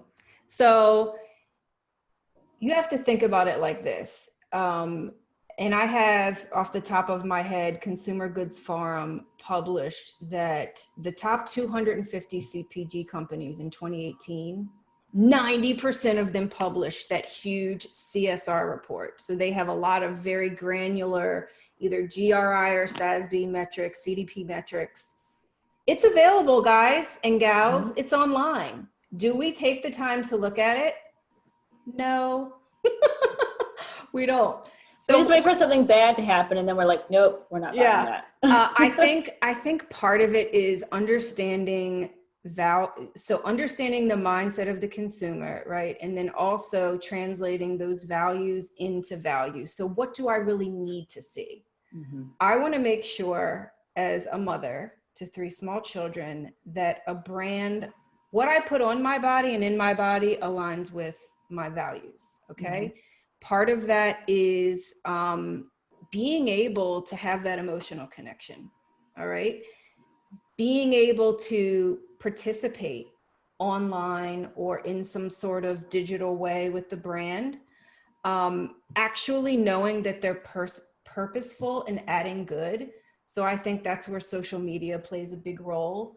Are you speaking about the good that you're doing? Or am I able to believe it and put my finger on it? And does it feel real? And then also a big part of that is accessibility. So having those QR codes, I think education and awareness is a huge hurdle and challenge. There's actually something called the Good Life Goals. So we haven't talked about the Sustainable Development Goals yet, but one thing that's super cool is the Good Life Goals are 17 emojis that tie to the SDGs. And it's those personal actions that people can take around the world to be sustainable. And I think, the key takeaway for me would be, it's up to us. So we have a voice, we have access. There's never been more information, although there are still many opportunities to close some of those gaps. We actually have to walk the talk. Does that make sense? Mm-hmm. No, it's, and I feel like something like a pandemic almost pushes companies to do that. And that's unfortunate to say that, but at the same time, I feel like that's what's forced a lot of companies to say, I need to reallocate my funds. I need to reassess how I do business. I've never seen a time where more and more companies have put their people first. They've always put their bottom line first or other parts of their business first. Not all, but some. And now it's, I got to protect my people, period. And I think that's a lot to be said for that. Yeah. And to your point, I think that people are being held accountable. Mm-hmm. And that too. And that's really important. And that's a key tenet of organizational sustainability. So when, there's very broad sustainable supply chain, but then how do you actually do it? How do you enact that change? And the top leader is held accountable for objectives, disclosures, setting policies. And here's the thing, you actually measure and report what you manage. So that's the other thing about sustainability. You're seeing a lot of carbon neutral announcements or carbon positive announcements. Does anyone ever go back and check? Do consumers go back and check those announcements? Not most of the time. So yeah. I think that's the other thing. We have to start holding people accountable, right? No, I absolutely agree. And I know you brought up, sustainable development goals. Did you kind of want to run more into that? How do you lead this disruptive and different change based off of these goals? Yeah, I don't want to bore people. If you haven't heard of the Sustainable Development Goals, it's one of my favorite things to talk about. I see a few supply chain rebels in the chat box. Hi, Sophia. And so this is an integrated vision that's been published by the United Nations. And there are 17 goals. And just to pick out a few to give you a flavor. So, leaving no one behind in terms of poverty, hunger, making sure that people have a good quality of life, that there's gender equity, that we have access to clean energy and sustainable communities. And all of these things are wrapped in a bold path that creates that social, environmental, and economic prosperity that I want my kids and their kids and other people's children and other communities where supply chains touch and impact. We all want very similar things in life. I think that the cool thing about the SDGs is that there's tangible context for supply chains. So it is very visionary, but ISO has actually partnered with the SDGs, and there are standards that are tucked under each goal. There are performance targets, 169. And when you think about responsible consumption and production, making sure that you have ethical labor and trade, and that you're being sustainable, all of that is what's wrapped into the SDGs. So I personally love it. I think that if someone wanted to get started, a really cool starting point would be to use it as a strategic lens. And, when you think about effective operations, looking at sourcing and procurement as a way to invest in what your organization stands for. These are two really pragmatic ways to embrace the SDGs and then also manage emerging risks. So I hope that answered your question, because I could go on and on and on and on. We do have a couple questions that are coming through that are kind of, oh my gosh. It's okay. Sorry, that never happens. Do you feel investors have the transparency they need to make sustainability aligned investments, as a minimum, or there are more disclosures that need to happen? I think that it's a complicated question, and I don't specialize in sustainable investing or green finance. And that is when you, like we said earlier, when you think about supply chain, it could mean 10 different things. When you say sustainability, it could literally mean 30 different things. I think that the disclosures and the frameworks that are available get us a lot closer to the truth than they used to. I think that, when you think about ESG reporting frameworks, the disclosures are one piece of it. And earlier this year, there is a company who is considered very green and very sustainable. And I'm not going to name the company because I won't do that. But I was deeply saddened because they are one of the golden children of sustainability in CPG. And specifically, I saw this company on Twitter this morning make an announcement around water stewardship. So you might be able to back into the company. And what happens is the disclosures are made, and I think a lot of efforts around climate change and especially gender equity, gender representation, that can be an emphasis. Water stewardship's an emphasis. But, do people actually do it? Are they held accountable? It depends. That's the answer. I have a slide prepared that talks about the most sustainable businesses according to Forbes and some other organizations. And I just want to give you a flavor of the factors that are considered, okay? And this is tied to some of that ESG financing. Energy use, emissions, water use, waste generated, revenue, fatalities, turnover, diversity in leadership, female representation on the board and in management, and then also the ratio of CEO compensation to the average employee's compensation. And there's a list of companies that typically appear, on the top 20 of these various organizations that prepare these lists. But I think, the disclosures help. They're closer to the truth. My own experience, I personally researched a company and I found a lot in those disclosures, 56 pages of disclosures that when you take a closer look, it's very eye-opening. So hopefully people are looking thoroughly. That's interesting. Trying to look at, so for those types of companies, I mean, the ones that have the questionable, I guess you could say questionable disclosures, what kind of a case do you make for them to kind of turn things around, I guess you could say? I think it really comes down to materiality. And when, you know, this company, an example that I'm not going to name, what's material for them in their industry? And materiality is something, if you wanted to learn more about it, I like to go to SASB because they have a really cool matrix where you can pick your industry and your segment, and they give you some of that focus.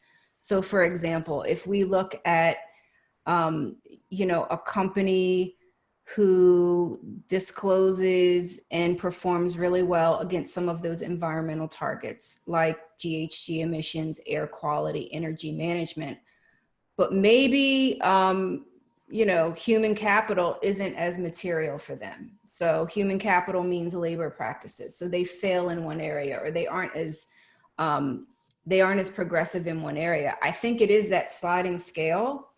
But what's material to that company and its customers and its stakeholders, that's really the North Star when you start to unpack sustainability performance. You also have the purpose, the mission, you know, some of those more broad, warm and fuzzy things that are wrapped around materiality and performance. But I think materiality is a really good starting point. So you can't be all things to everyone. No one's perfect. Even some of the most sustainable companies, like a Unilever, for example, who I happen to love, and I'm going to name drop, call me. You know, they have a packaging issue. They contribute to ocean plastics and microplastics. But do they generally do well and do good? Absolutely. So it's a trade-off, right? Mm-hmm. So from the perspective of a procurement officer, what tools do they have beyond, you know, just reading the CSR reports? So this is a really cool question, because if you think about SDG 12, you can start to take an integrated approach to sustainable procurement and production. And when you think about it through the lens of sustainability, you want to ask some probing questions. The first is, are we managing our resources efficiently and responsibly? Are we designing for sustainability or circularity? Are we making sure that we have clean resource efficiency, sustainable transport? Are we optimizing our network design? Maybe our supply chains are shorter when they're sustainable. They're closer to the markets we serve, they're closer to us, and we shorten all of those elongated nodes that happened, you know, in globalization, where supply chains typically pull that price lever instead of that value lever. So going back to what is value creation in a supply chain, it's not just lowest price. And it's not just lowest cost either, because typically you don't manage those risks that you externalize that do cost you a lot. If you have a major disruption and you're sourcing from China, for example, and you can't meet a customer ETA, and instead of it taking, you know, 5 weeks, it takes 3 months, what's the cost? Well, how do you measure losing a customer? How do you measure not meeting that demand? How do you measure not being responsive? So it's all of these things that happen in sustainable procurement. You do think about maybe going local or redesigning your processes in a way that goes against the traditional operating model. So for those companies that are just kind of starting out, what are your kind of like best tips for them? If you're just starting out, this is and sustainability is kind of a, you know, it's for some companies, it is kind of a new aspect, right? And a new arm of their corporation. So what do you kind of say is the starting point? Where should they start? So where you shouldn't start, I can certainly Okay. start. Don't start by greenwashing and social washing. Don't make like these bold announcements that your competitors make just because you want to play in the sandbox. Mhm. A really good place to start is materiality, and we talked a little bit about that. And there, you can Google common threads. You can common threads materiality. I think there's a document put out by Sustainability. That's the organization's name. Great collateral, templates. They have use cases. Really cool example of where to start. So materiality, obviously what your customers care about, what your stakeholders care about, because that's why you're in business. The other thing, I like sourcing, whoever said procurement before in the original question. It's purposeful investing. There's an element of de-risking your supply chain when you understand some of those social and environmental hotspots. And that's what materiality is going to give you also, because you're going to be focused on what matters most and what adds the most value for your trading partners and your customers. It also, when you think about sustainable sourcing, you're trying to align the tiers. And think about how complicated supply chains are now. And do we really know what happens beyond tier 1 or tier 2? The further you go back, it's like this black hole in the middle of the universe, and there's really no visibility and even accountability. And this was something that I spoke with recently on the podcast. Actually, those episodes were just released yesterday and today. And visibility is a huge theme right now, Marina, in supply chain. Do I know what's happening beyond tier 1? Julie in the chat box, she could tell you that, you know, people even have tier 0. They really don't have that visibility and the insights. And that insight, you need to have a robust risk profile outside your organization, right? So I think materiality, sourcing, you know, supporting and buying from trading partners or partnering with people who actually walk the talk, and also learning. You don't have to reinvent the wheel. There's plenty of collateral and starting points out there. Industry consortiums and organizations can also be a great resource. So all of these things, you can visit the Supply Chain Revolution podcast. We talk a lot about it if you wanted some good insights from people who are walking the talk also in sustainability and circular economy. So on the flip side, what about those that are within the company, you know, they're a junior level and they're trying to promote sustainability from within to the top? What do you advise to those individuals? I advise them to roar very loudly. I love it. I do, because it matters. There's a company that I'm working with right now, and I can't say their name, but they actually, so sustainability, it wasn't on the product roadmap. And basically like 70% of their employees were pounding and demanding that they take a stance. And that's what's happening. And they did, which is super, super cool. I think in terms of strategy and leadership, that's also important. So bottoms up, I love the grassroots organic movement in any organization because it feels real and people are connected to it. They don't leave their values at the door. They're excited to come to work. Roar.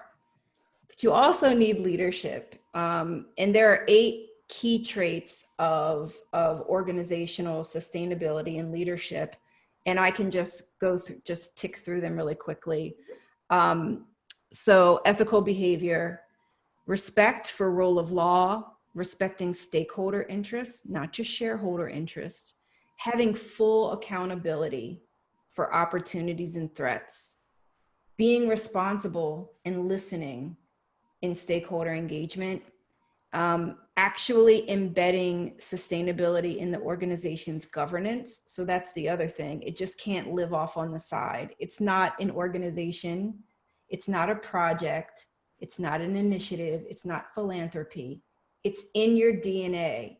And it's something, when it works, and you have that top down cascade and that bottoms up, feeling and magic, everyone knows why they show up and why sustainability is important.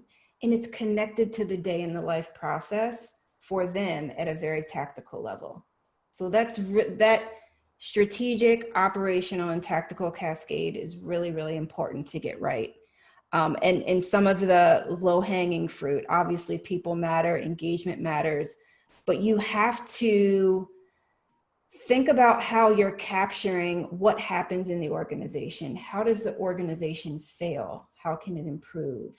How should it change? When you have a hierarchy in an adaptive network, for example, how are those two operating systems collaborating? Because that's the other thing where a lot of change ideas, when they typically, they can fail early on if you don't have the hierarchy and some of the strength of the hierarchy to actually scale that idea beyond a pilot, beyond a business unit idea. So I think those things are important also. And you touch on a good point. And I know we talk about it internally on our Facebook Live discussions every Wednesday, but we talk about, when you're with a company that just doesn't believe in the same things you believe, there's really kind of, unfortunately, no way to change their minds. And I think that is a struggle, especially for today's youth who are just entering the workforce, and they come armed with ideas and just dreams and goals. And, people are part of the supply chain industry because they want to be, not because they have to be.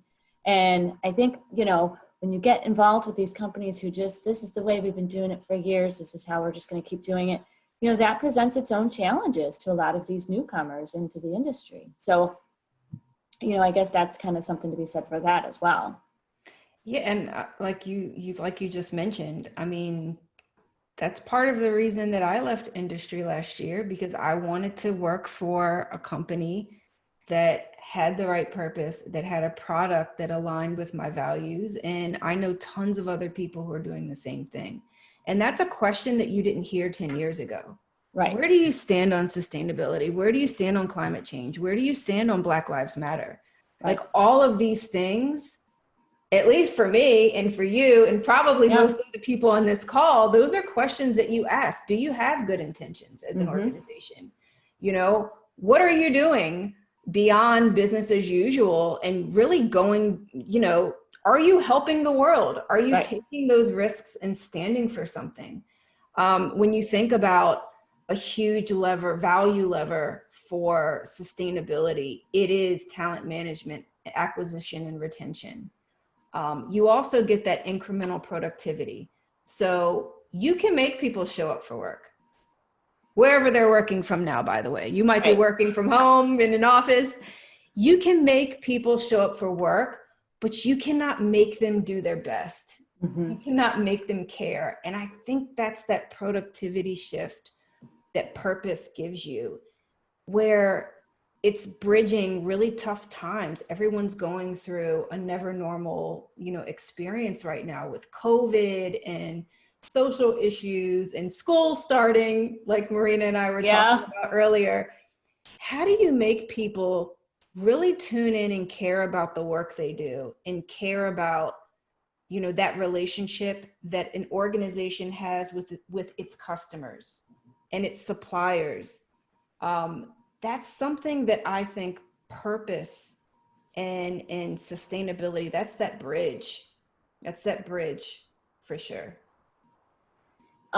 We have a couple questions that came through, and depending on how we progress through time, I'd like to get through both of them, and then if others come through, we'll kind of assess from there. But it says here, Sherry, you've done a lot of work in retail. Can you speak to the current moment in the fashion industry? Yes. So I actually just finished an event. I'm going to post it on my website tonight with Etsy, Alibaba, Rider, and Untuckit. And fashion is really difficult for many reasons. I think there's an opportunity because people do want to wear their values and they want that alignment.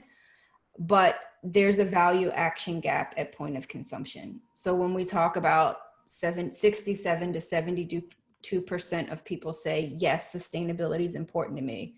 When it actually comes down to point of sale, do people defect at the register or on in digital commerce? The answer is, drum roll, yes, they defect. And it can be as low, if you take that same group, 70% average, it could be anywhere from 12% to 30% typically that will defect. So they say yes, but then they just don't spend the money. And when you think about some of the consumer segments that are shaping sustainable fashion, I think one of the things that's really important is moving people from just as a purchaser to actually participating in the green revolution. So part of that is some of, the product impact. We want to be able to know and feel that connection, but then that product proof. What is, my impact by purchasing this organic t-shirt versus a regular t-shirt that maybe we can call fast fashion, for example? You want to make sure that you increase that brand attachment and love, you increase loyalty, but that you also give people really pragmatic things from a supply chain perspective. Maybe you're moving to a different business model where you can go to sensing and you can go to product as a service, for example. And then there are other things that are important to mention where there are different shades of green for everyone. And I'm going to start a term called green shaming. And I think that that's important because we have to come from the perspective that not everyone can afford to buy a brand that is more sustainable right now. So it's kind of like having this continuum of, I want to participate, but maybe I don't know where to start. Or maybe right now I'm going through something financially where it's just not practical for me because there's been a lot of job loss and turnover. A lot of brands are actually not going to survive, the next 6 to 12 months. So where you add value where you can and support where you can, 100%. Also, reuse, extend a product's life. You don't have to buy something new. There are tons of outlets right now where you can repurpose things, or maybe take up sewing. I grew up with sewing. My grandmother taught me to sew. The number one thing you can do is not buy more clothes. Mm-hmm. That's the most sustainable decision, in my opinion. And that is not a popular one. That's the number one question that I ask brands when they want to work with me. How are you selling less? Because we buy too much. We have a propensity to mass consume, and that in itself is unsustainable. Thrifting. Yes, McKenna. Thrifting. Borrowing, friends, family, cousins. You have digital communities now that actually share clothing and swap. So all of those things, I think, are first steps in sustainable fashion that do not involve spending money. And I will say that in some way, this work from home pandemic has kind of helped that because, if you don't go anywhere, you don't need to buy anything. I'm wearing pajama pants. I was going to say, my kids have lived in pajamas like all summer. And now it's like, I'm just going to change the shirt. Like, yes. That's it. Yeah, I actually have like a business blazer or a sweater. I've got mine on. Right. That I hangs on the back of my chair. That's the only place it goes. Business up top. Yeah. Pajamas on the bottom. Yeah. That's so funny. But I mean, it's so true. I mean, in our household, it's like, if it isn't broken, if it ain't broke, don't fix it, And yeah, repurposing is a huge part of that sustainability functionality. And it's not just, the supply chain, it's everything that's around it. It's, opening the windows, it's going outside, it's getting natural light, it's, going for a walk instead of driving everywhere. There's so many things that go into it. And I love thrifting because I think that some people like other people's wardrobes because it's not theirs, So it's like, yes. I love it. Absolutely. Well, I appreciate it. I know that we've had some great chats going through about just commenting on everything you've said, and it looks like I've got through, most of the questions that I could get through within our time frame. But Sherry, I mean, this was fabulous. I know I could talk to you all day about this. So you had a ton of great insight. So I appreciate your time and effort being a part of our sessions today. Always a pleasure. Always a pleasure, Marina. Absolutely. So to all of our attendees, thank you so much for being a part of this today with us as well. An archived version of the presentation will be posted on Food Logistics website at foodlogistics.com/webinars, as well as Supply and Demand Chain Executives website at stcexec.com/webinars.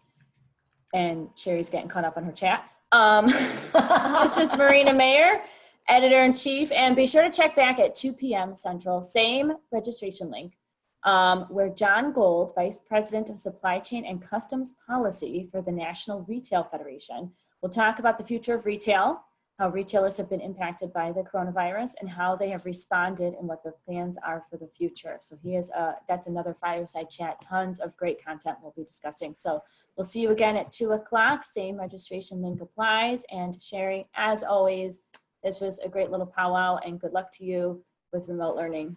Thank you. Thank you, everyone. Thank you care. very much. So I don't forget. I do lose sleep over that. So hello, everybody, and welcome to Supply Chain Network Summit, hosted by Food Logistics and Supply and Demand Chain Executive.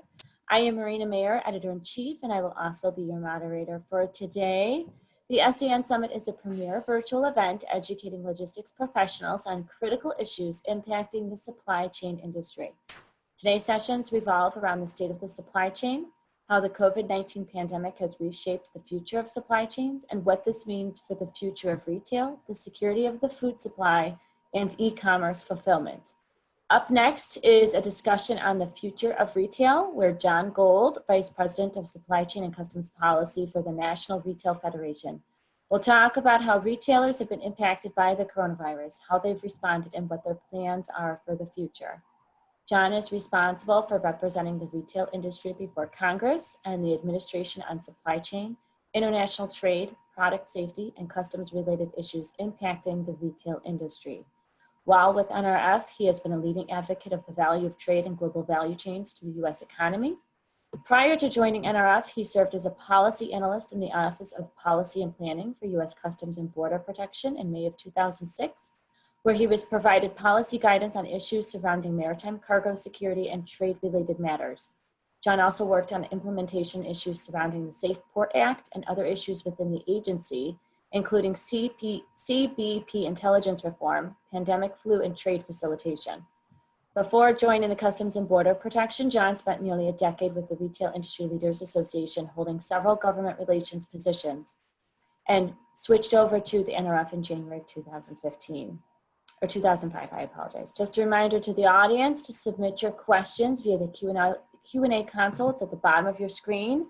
For those of you that have been all day, you've been great at utilizing the chat button. That console is at the bottom of your screen as well, and that gives you the opportunity to chat with other respondents, speakers, and or my staff. So with that, John, welcome. Hi, Marina. Thank you for having me. Of course. So let's kind of just dive right in. Tell me a little bit about the National Retail Federation and kind of how this works with your members. Sure. So NRF, we're the world's largest retail trade association. We represent everybody from the small single store operators up to the large format big box stores and everybody in between. For us, we're a full service trade association with a focus on advocacy, education, and networking. And obviously, now is probably the most instrumental time that we've been as part of the industry and providing the opportunity for our members to not only connect with each other, but connect with us and for us to provide updates, guidance on what's happening and how they need to continue to work. For folks who don't realize it, retail is the nation's largest private sector employer, representing about 52 million workers. It's about 1 in 4 U.S. workers work either directly or indirectly in the retail industry. We're a critical barometer of the U.S. economy. And for us, our main job is to tell the retail story. It's more than what you see in the store, and it's instrumental, again, to the economy. We like to say retail is more than just a job, it's a career. So again, trying to tell that story, and it's even more important now than ever that folks truly understand what the industry is and how they work. So let's talk a little bit more about, the NRF created this Operation Open Doors Path to Reopen Retail project. Kind of explain what that entails, and then what were some of the biggest challenges that surfaced through this project? Sure. So, we recognized early on that the coronavirus was going to impact the retail industry. Obviously, it started with the impact to suppliers in China, where it all started, but then quickly spread across the globe. We early on, we started connecting our members to talk about what was happening, provide benchmarking opportunities, and really kind of figure out how folks were doing mitigation and around those issues. As the virus continued to spread and arrived here in the United States, we had to shift our focus to work with our members with regards to identifying issues affecting store operations, warehouse operations, and what we were seeing there, how to ensure the safety of their stores, their employees, and their consumers. We quickly stood up our coronavirus resource center, providing as much information as possible from the different government agencies, state and local, holding weekly conference calls to try and talk through some of the situations and what was going on. We sent out daily updates, providing updates for our members on everything that was changing so rapidly, especially early on, especially the different state requirements that we were seeing, who was open, who wasn't, what was happening. But as far as the Operation Open Doors, we set that up early on to focus on a couple of key areas that we thought were of most need for our members. Logistics and supply chain, with a focus on getting access to property, inventory, cleaning management, PPE, things like that. Social distancing and safety issues, how those issues were being addressed at both kind of the store and the warehouse level. Returning employees and employee legal issues, obviously a huge issue is folks are trying to figure out how to bring people back to work in a timely fashion, and again, making sure that they're protected when they come back to work, and then dealing with liability related issues. Obviously, there's a lot of concern about liability protection for retailers that are opening, especially for those that are making sure they're doing the right thing, that they're meeting or exceeding any of the state and local guidance, that, if somebody does contract COVID, what's the liability for the store, if at all? So that's something we're trying to focus on. Again, doing weekly benchmarking conference calls on all these different issues. They're continuing now on things like contact tracing and a lot of different employee issues that we are continuing to deal with. So I think that's where we're kind of focusing in on. Obviously, there's still a lot going on with Congress and whether or not Congress is going to come back and do the next COVID relief bill in September. We certainly hope they will. We think there's a lot of work that needs to be finished to help retailers and consumers, as well as other industries that have been significantly hurt by the coronavirus. So our hope is that when Congress comes back in September, they'll address some of these key issues. Liquidity has been a huge issue for the retail industry, especially for small and medium-sized guys, but even large retailers that haven't been able to take advantage of any of the programs that were out there, whether the Paycheck Protection, the PPP program administered by the SBA. So there's a lot of work that needs to be done to help these retailers address liquidity issues. And I know a lot of these retailers, early on were deemed, non-essential. So they had to unfortunately close their doors, and it wasn't just for a couple of days. For some, it was a couple of months. Some are still closed because they haven't been able to implement a lot of the guidelines and safety measures to be able to reopen. And some, unfortunately, had to close. So from your vantage point, what kind of statistics, if you have any, how has this affected the industry, the retail industry? It certainly had a big impact. I mean, the essential versus non-essential designation was a problem from the start. I mean, obviously those that were deemed as non-essential, as you noted, had to essentially close their doors. Those that had e-commerce operations were able to keep those going, but the e-commerce doesn't make up for that in-store traffic where a bulk of retail sales typically happens. I think it's well over 80-85% of retail sales happen actually in store. You've seen a bump up obviously during this time, but again, doesn't make up for that lack of store traffic. The economy entered the pandemic with sound fundamentals. We were seeing a lot of economic expansion going into this year. Early on, we were hoping for a good year going forwards. But while the pandemic has presented many new challenges, there are winners and losers as we've witnessed. those that were deemed non-essential certainly are continuing to have those issues. The liquidity issue that I talked about continues to be front and center for a lot of companies, especially for those that haven't been able to reopen yet. But as the economy continues to reopen, the consumer spending is starting to increase. We have seen that, so that has certainly been a positive sign. That certainly has helped a number of retailers coming out of this. We certainly hope that will continue. There are obviously ongoing concerns about if cases do spread again, and we do see more and more cases happen, and will state and localities look to curb that by shutting down again. We certainly hope that's not the case, and we're going to, I think, push against that because, for the most part, retailers have been able to show that they can operate in a safe and secure way, protecting both their employees, which is critical, as well as their consumers. There are a lot of lessons learned over the past few months from those that have been deemed essential. I think we've all seen that as we've gone to the grocery store and you've seen the one-way aisles for social distancing, the plexiglass now at all the different cash registers, ongoing signage, social distancing, the limit on how many folks can enter the store. So there certainly are a lot of lessons learned that retailers are putting into place and will continue to put in place. It's an ongoing situation. It's continuing to evolve, and I think retailers are trying to stay as ahead of the game as much as possible, and trying to learn as they go. But just it's something new every day. Well, and that brings up a good point because there's all this talk of maybe there being a second wave coming. I feel like we get close to getting out of it, and then something else happens. And then you kind of compile in natural disasters, the East Coast, New Orleans, all that, they're all getting hammered, the Gulf Coast right now. So, there's things that continue to happen outside of this pandemic. The companies that have put these measures in place, what would you say to them to keep, do you consider that continue to keep going into 2021? What kind of measures do you see them continuing with? I think so. We kind of joke. We've seen the 3 years worth of innovation in just a couple of months.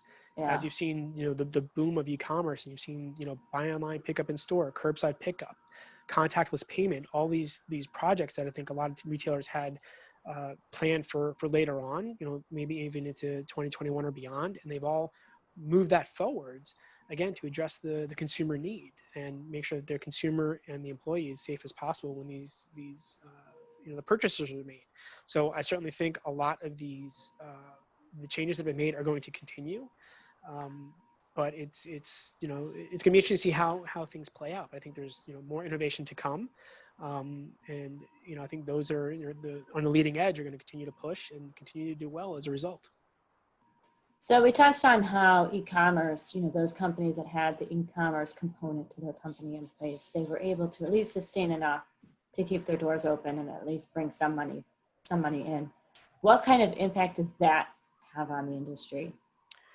Again, pretty significant. You saw that, initial burst over the past couple of months where you've seen e-commerce sales grow and it strained the system. I think we've all seen that as, there were delays in getting packages because of that strain. You've seen additional charges from delivery companies as a result of that too, trying to prepare. I think companies are trying to do their best, and I think a little bit of the reimagination of their supply chain. And again, focusing on how do they use the store as that pickup point, whether it's the buy online, pick up in store, or curbside pickup. So it's that reimagination of how to use your store when it's closed. Obviously, the challenge had been for a lot of companies that had that inventory that just sat for 2 months, and then what do you do with that going forwards when you've missed pretty much an entire selling season? And how do you address those kinds of issues? Do you pack it away, hopefully to use for next year? Do you donate to charity? Do you figure out something else to do?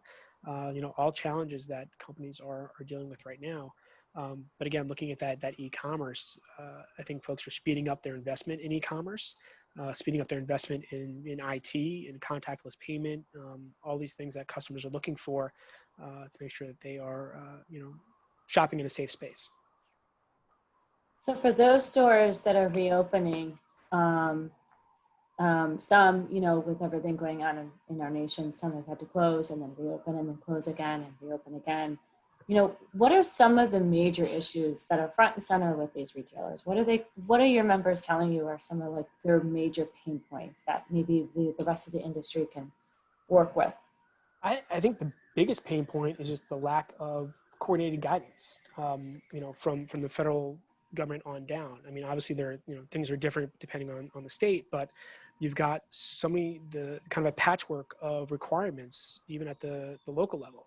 So trying to figure out what you need to do in each locality, especially for those retailers that are operating on a national basis, has been a challenge. And I think that's something we want to continue to work through. We, a couple of months ago, I'm trying to remember exactly when, but we issued a call for, a national face covering, a national mask requirement. We think that's certainly going to help stem the spread. It's not just to protect you, but it's to protect those workers who are on the front lines. So we think that is critical that, you've seen a lot of retailers who've said they're going to put these mask mandates in place, and they've had that in place. Major retailers have done that, and we applaud them for stepping up and showing leadership in doing that. So, and obviously there are a lot of issues that stem with that. You've got, some customers that don't want to wear a mask, unfortunately, and trying to deal with those kinds of situations now has been a challenge. But I think, again, the biggest challenge has just been dealing with the patchwork and trying to figure out how you're supposed to operate in all these different locations. We heard, I guess it was a couple of weeks ago, when you saw a increase in cases in the Los Angeles area, and there have been rumors that they're going to shut LA down again. There were a lot of discussions with the mayor's office about that and the impact, and just showing how retail has been able to operate in a safe manner. We think that that's important. So I think that, again, has been one of the biggest challenges that we've seen. We need uniform, consistent guidelines across all levels of government to operate safely and successfully. So are you seeing some of these retailers that operate in different parts of our nation? Do you see them, I know like Target, for example, not to call them out, but they do have a universal company-wide policy, face masks, throughout all their stores, regardless of the state and regardless of what that state's, mandate is. Are you seeing a lot of your retailers implement stuff like this, or are they focusing more on a demographic or a geographic type protocol? I think it depends on the retailer. I mean, obviously you've seen calls from a lot of the major retailers that have mandated and put those mask requirements in place. Others have not, but again, depends upon the retailer and what their strategy is. But I think a majority have decided to go forwards with having a mask policy in place. Again, recognizing the importance of it to not just protect the consumer, but protect their employees as well. So on the flip side, what kinds of opportunities have these retailers been able to embrace as a result of this pandemic? And not just the retailers, but the consumers as well. Again, I think that innovation has been critical. For the consumer, it's all about trying to make sure that they are getting the product when they need it. So the explosion of the buy online, pick up in store, curbside pickup has really been significant. We, in some of the polling that we've done for consumers, about 50% or so say they're comfortable with going back to a store, while 50% aren't.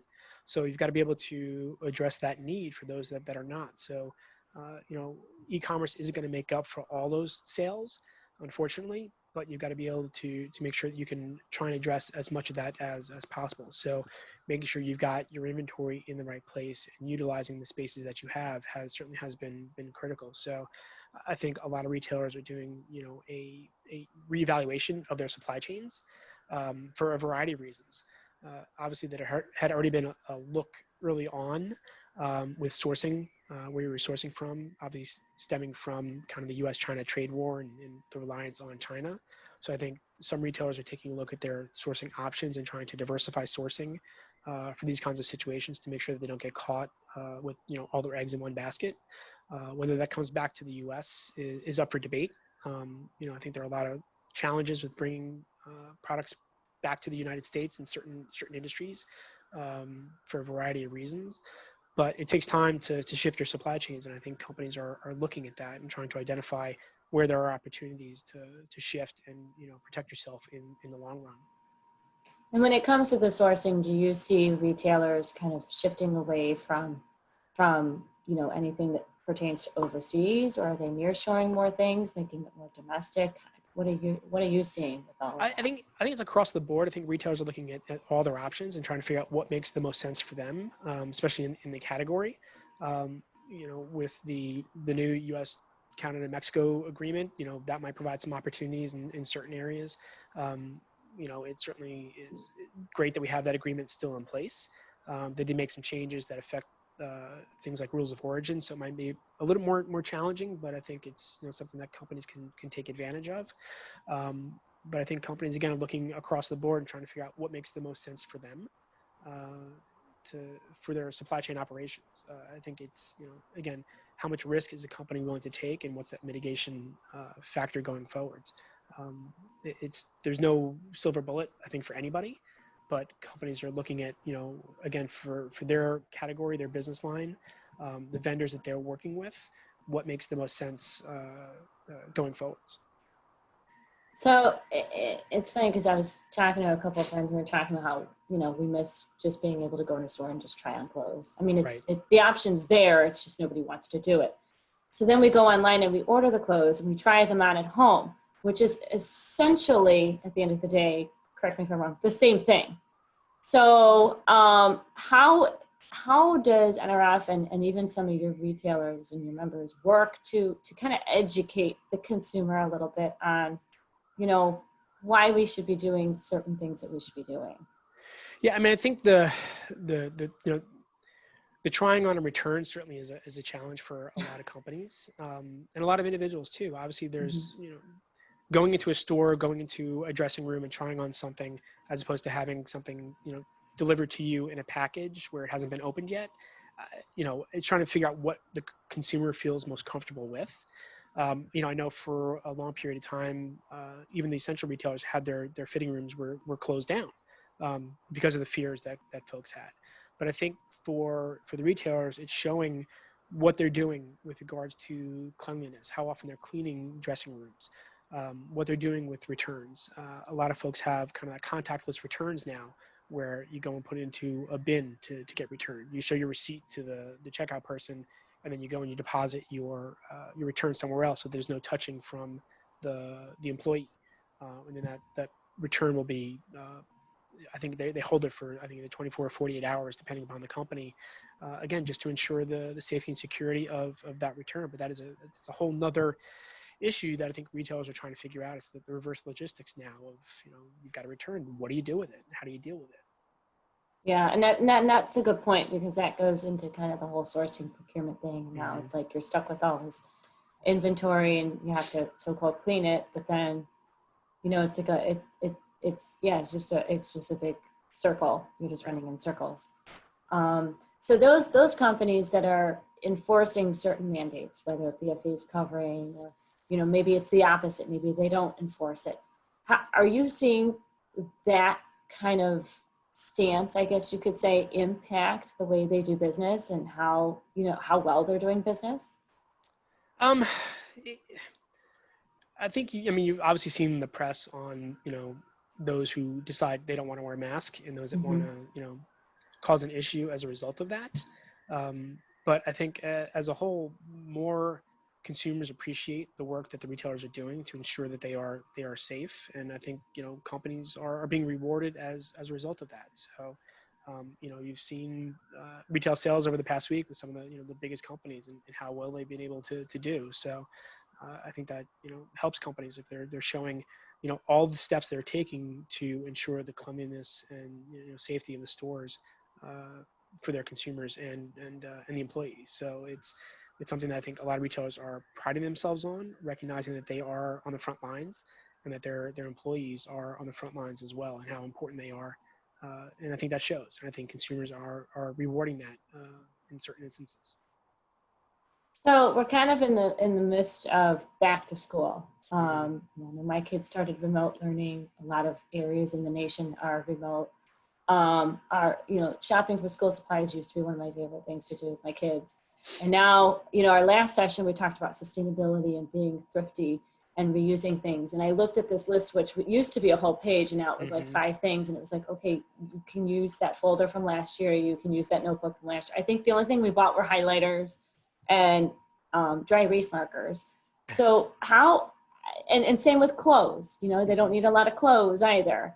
How has this back to school shopping season compared to others, and kind of what do you see the future of this? I mean, back to school certainly has been very different, different feel to it. I think we put out our numbers a couple of weeks ago on the back to school sales that we thought were going to look very good.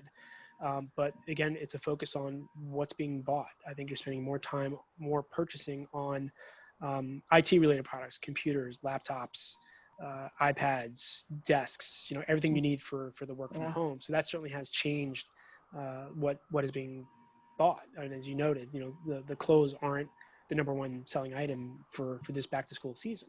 I think everybody's still trying to figure out, what those needs are. And again, as you're seeing different requirements for different schools across the country, whether they're doing virtual learning or, in person every other day or something like that. So it's been a challenge. And I think with a lot of schools putting out late what their requirements are and what they're going to be doing certainly has been a challenge as well. But, we have seen, good back to school numbers on certain categories, especially again, the computers and IT and, what's needed for the work, not just work from home, but the school from home as well.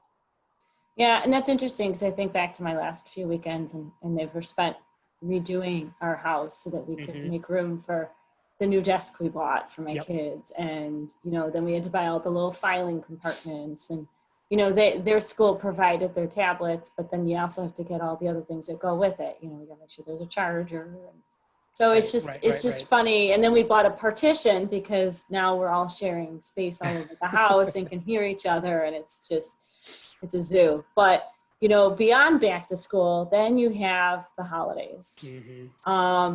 What is NRF's forecast for how that looks? So we haven't put our forecast out yet. I think that will come out in October, I believe, is when we do our holiday forecast. Obviously, this holiday season is going to look very different. I think retailers are still expecting a good holiday season.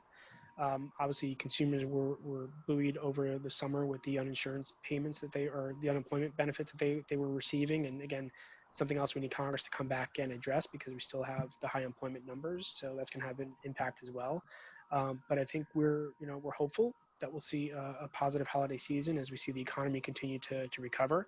But, right now it's nobody really knows. Again, as we're looking at, potential relapse or, recurrence, there's a lot of questions about what happens in the fall with the flu and how that intersects with all this as well. So it's unclear, but I think retailers, as they're doing their planning and forecasting, they're trying to be as cautious as possible to make sure that they are ordering the right amount of product to make sure they're meeting the consumer demand. So it's, folks are trying to readjust on the fly, trying to figure out exactly how things are going to work in the future. And one of the questions that came through, you kind of touched on the different categories that have seen an uptick, but after, you buy the desks and the laptops, which are usually a one-time purchase. It's not usually a repeat purchase. So going into the spring, what kind of categories do you foresee being kind of the big item sellers? Unclear. I mean, obviously we hope in the spring schools are back open and, kids are back at school full and time. Sports. So, sports. So, hopefully then you're back to your normal categories of, apparel and backpacks and, all the, basic essentials you need for that go back to school. But I think it's too early to tell what spring is going to look like. We just don't have those numbers yet. It's tough to project, not knowing kind of where we're going to be in, a couple of months with the, overall. So, but I think retailers are going to make sure they're prepared as they need to be. Now, we talked kind of briefly earlier about, natural disasters and, that's just something that unfortunately happens and is currently happening in different parts of our nation. In addition to all of the civil unrest that's happening, that hurts these retailers. How are these retailers managing their supply chains amid all of this noise is what I'd like to call it. It's been a challenge. I mean, it certainly has been.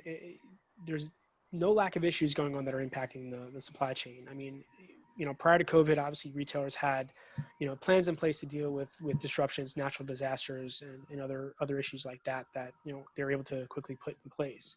I think in talking with a lot of our members, there are, kind of two key areas that they think are the most important. It's that, communication is critical, and it's making sure you have a strong internal team that can work cross-functionally and be able to address any of these issues that happen as early as they happen. So making sure you've got your supply chain folks talking to your sourcing folks, talking to your legal folks, talking to your communications folks, all those pieces that, typically might not be talking to each other on a regular basis. Supply chain has been thrust into the forefront now. It used to be just, back a house, make it run, get the product there. But now it's so integral to the operation right now. It's up to the C-suite as far as those decisions being made. But, it's not just having partners internally, but it's having those external partners as well, your vendors, your transportation providers, making sure that they can react as quickly as you need them to be going forwards. Everybody has to be nimble these days and react when something happens. So there's a lot of reevaluation going on right now of your partners and who can address your needs in these times of crisis. And that kind of brings me to my next question, in terms of technology, what kind of technologies are you seeing a lot of these retailers implement that is maybe a direct result from the pandemic, but also just something that was already in the works and they just pushed the go button?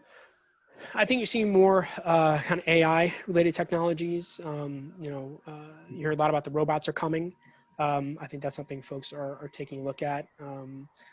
A lot of forecasting technologies that people are looking at. So I think, the contactless payment, again, that's another area where, folks might not have been willing to push the button on that, but that's something we're looking at, again, how to, protect the employee and the consumer. That's something that folks are saying, we've got to put this in place. So whether it's the high tech or low tech, things like the plexiglass shields, it's all about how do we make sure we're providing the safe environment for folks to enter the store. So I think there's a lot of technology that people are looking at that they might be pushing a little bit harder than they would have a couple of months ago. And what is the expectation for the peak shipping season, even when it comes down to imports, exports?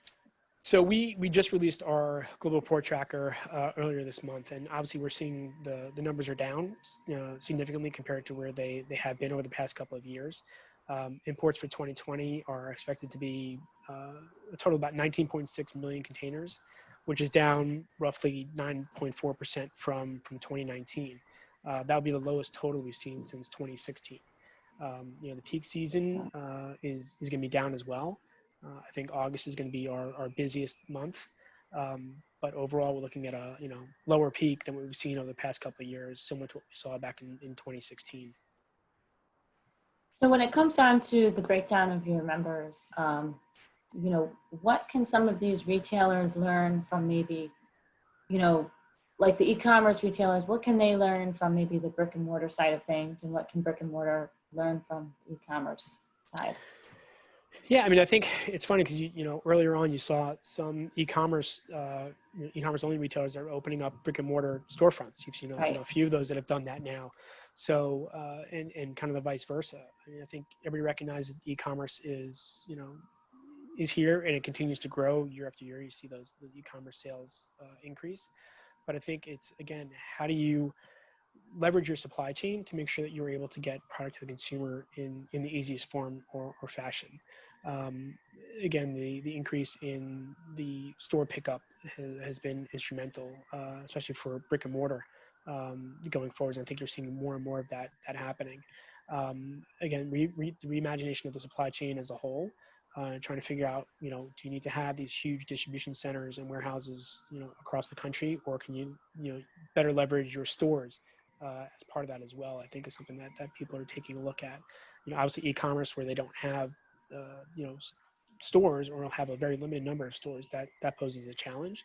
But I think you've seen, an increase in utilization of warehouses as well. And again, bringing that technology to that warehouse as well is something that folks are taking a look at. And then to flip that, what can these retailers learn from maybe the food side of the business? And what can the food side of the business learn from these retailers? I think again, it's all about the consumer and looking at consumer demand. Again, if you look at who's throughout the who's deemed essential, obviously the grocery stores have done a great job in the social distancing, which is going to continue, and how they've kind of reimagined the store a bit to deal with those issues. Obviously there are certain issues that are a little bit different in the food sector than general merchandise, especially when it comes to fresh and fresh food and how that's dealt with. But I think there certainly are learnings that all retailers can look at with each other and try and figure out again what makes the most sense for your category, and how you can leverage the current store environment or your supply chain to get product where it needs to be in a safe and efficient manner. And what are some of the technologies that have been implemented that you feel maybe here to stay forever? Like, is contactless the way to go forever? What kinds of things are here to stay? I think contactless certainly is here, definitely here to stay. I think for a variety of reasons, as you see more and more mobile pay, I think that's here. And again, I think retailers weren't going to push it out as early as they were, but a lot of folks now are pushing that even further. So I think that certainly is a technology that's going to be here, to stay, and could evolve in the future as well. But I think that's probably the biggest one right now that we're taking a look at, and how that's evolving the payment scene. So, one of your NRF's chief economist, I think it was about a month ago, said that the pandemic recession could already be easing, which from my vantage point seems like a good thing. But, with the talks of there being a second wave, some states are still experiencing these high numbers of cases. What should retailers be doing now to better prepare for what's could come? I mean, I think right now it's people trying to look in their crystal ball and trying to figure out what, how things are going to look in the future. I think for retailers, they want to plan to make sure that they are able to remain open and able to service their customers that are coming in. So again, looking at the holiday season, making sure you are stocked and ready to go is incredibly important. But again, making sure you have a plan in place if things do surge or we see something else that happens, be able to shift and be nimble and respond accordingly. Whether we see this on a national level or on an individual state by state or local level, understanding how to make that turn as quickly as possible. So making sure that you are, have your team in place and can make those decisions as quickly as they need to be made, I think is incredibly important. Again, we all know you're seeing changes on a daily basis. So you've got to be able to make sure you can respond as quickly as you need to address whatever the situation is in front of you. And I know that, there's the supply chain industry has become, all of a sudden this great industry that these young professionals want to be a part of. And that's great for the industry. But kind of, what do you say to these young college kids and even these newcomers to the industry, entering a very, what I consider to be a pandemic proof industry, but at the same time, it definitely has its hurdles. So what kind of advice do you have for these folks? You hate to say it's, this is kind of an exciting time to be in this Right. industry. Obviously with the changes that are happening on such a rapid pace, I think be open, be ready to learn, and, be willing to share. And if you have a good idea, bring it forward. I think right now everybody's willing to try and figure out what works best. And some of the new folks coming into the industry might have some new ideas that folks that have been here for a long time might not have thought of. So I think be ready for an ever-changing dynamic within the industry, and take advantage of it. This is a time when folks are things are changing very quickly. So you got to be able to respond accordingly, and understand that there's a lot of pressure right now on folks to be able to perform and address the needs that are in front of you. Now, one of the questions that came through talked about insurance. I know insurance, it's kind of a vague thing, Mhm. but some companies have insurance to protect them from floods, Yep. hurricanes, stuff like that. When it comes to a pandemic, what are some options out there for companies? We've actually been pushing for Congress to establish a pandemic risk insurance program. A bill has been introduced in Congress, and we are pushing for that. Obviously, pandemic insurance, the little that existed, was extremely expensive. We haven't seen a lot of companies that made use of that, but I think now more and more companies are looking at pandemic risk insurance, trying to figure out how to get it. So our hope is that again, Congress will come back and this will be part of a larger package that moves forwards. But it's certainly something that companies are looking at now and recognizing that it's something they need to take advantage of if they are able to. And job skill training and upskilling and reskilling, all of that, these employees seems to be such a hot topic in our industry. A lot of these employees, maybe aren't trained properly. Maybe they want to be trained better. Maybe they don't know that there's an opportunity that exists in the company that they're not aware of. And, we hear a lot from our readers about, it's just, I want to be a part of this industry, but I don't know which direction to go. So what kind of professional skills training does either NRF provide, or what do you suggest retailers offer some of these employees? We actually have, through the NRF Foundation, we have a lot of different skills offerings that we provide. I mean, a lot of it is for college age workers as they're just getting into the industry, trying to identify, again, which way they want to go, and understanding all the different skill sets that are needed and that are there. We have a program called Rise Up that looks to provide opportunity for second chance employees. That's been very successful. So I think there are a lot of opportunities through the foundation that we provide, but also companies are looking at this as well and really understanding the need to improve the skill set for a lot of employees and provide the opportunity for employees as well. As you noted, a lot of employees want to come in, start on the ground floor, and work their way up. They want to be more than just kind of work at the storefront, work at the register or what have you. So I think companies are trying to do their best to make sure employees are aware of all the different opportunities that are there within the retail environment. Again, it's more than just what you see in the store. And I think there are certainly opportunities for employees to go after those opportunities as well. And that's important you say that, because we do talk to a lot of these trucking associations who, been dealing with similar challenges. There's always been a shortage. Now in a pandemic, there's not a shortage because people need jobs. So they're like, sure. But they don't understand that when you join the supply chain or when you join a trucking company, you're not just driving a truck. Right, There's right. so many different components to it. And so I was just kind of curious, because I think that, educating people of the future is half the battle for these companies. Right. Because like you said, it's more than just ringing the register. It's more than just being a manager. There's so much more. And then you tie in all the technology that comes with it. There's a lot more that meets the eye. Are you seeing any technologies down the road coming that could be of use? To be honest, I'm not sure. Not something that I've focused on yet, kind of the future technologies. But there's always something new and exciting coming down the road. And I think retailers, we kind of joke that we've got more kind of IT professionals in Silicon Valley.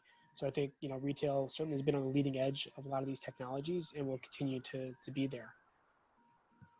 And I know sustainability is a hot topic as well. Our last session kind of touched on it. Not kind of, did touch on it.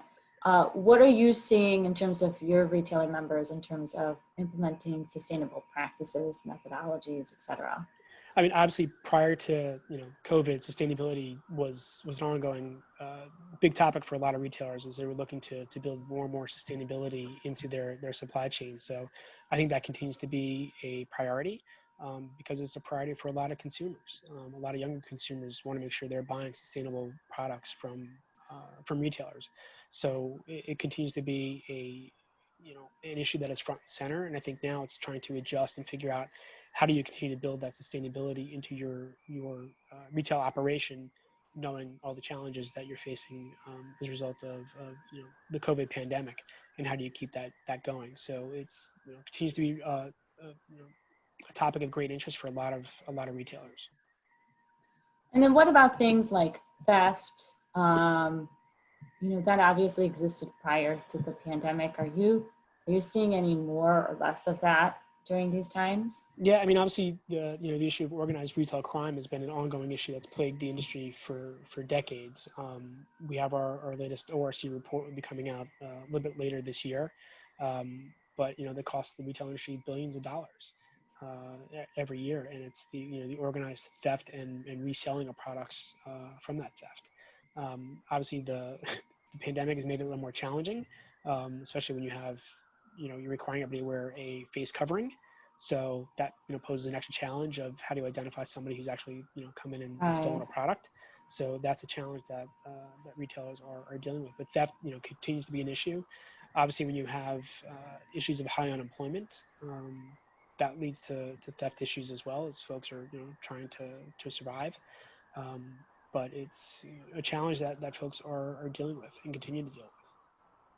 And another thing we're seeing is, when these brick and mortar stores unfortunately close their doors, real estate firms are coming in and they're kind of revamping them and turning them into micro fulfillment centers or extra distribution centers. I mean, what do you advise companies kind of plan for when it comes to something like that? Yeah, I think that certainly has its kind of reimagination of the supply chain. I know there's some discussion with some malls that might have gone under of does Amazon come in and turn them into a warehouse. It certainly is revitalization of that empty storefront that I think is desperately needed.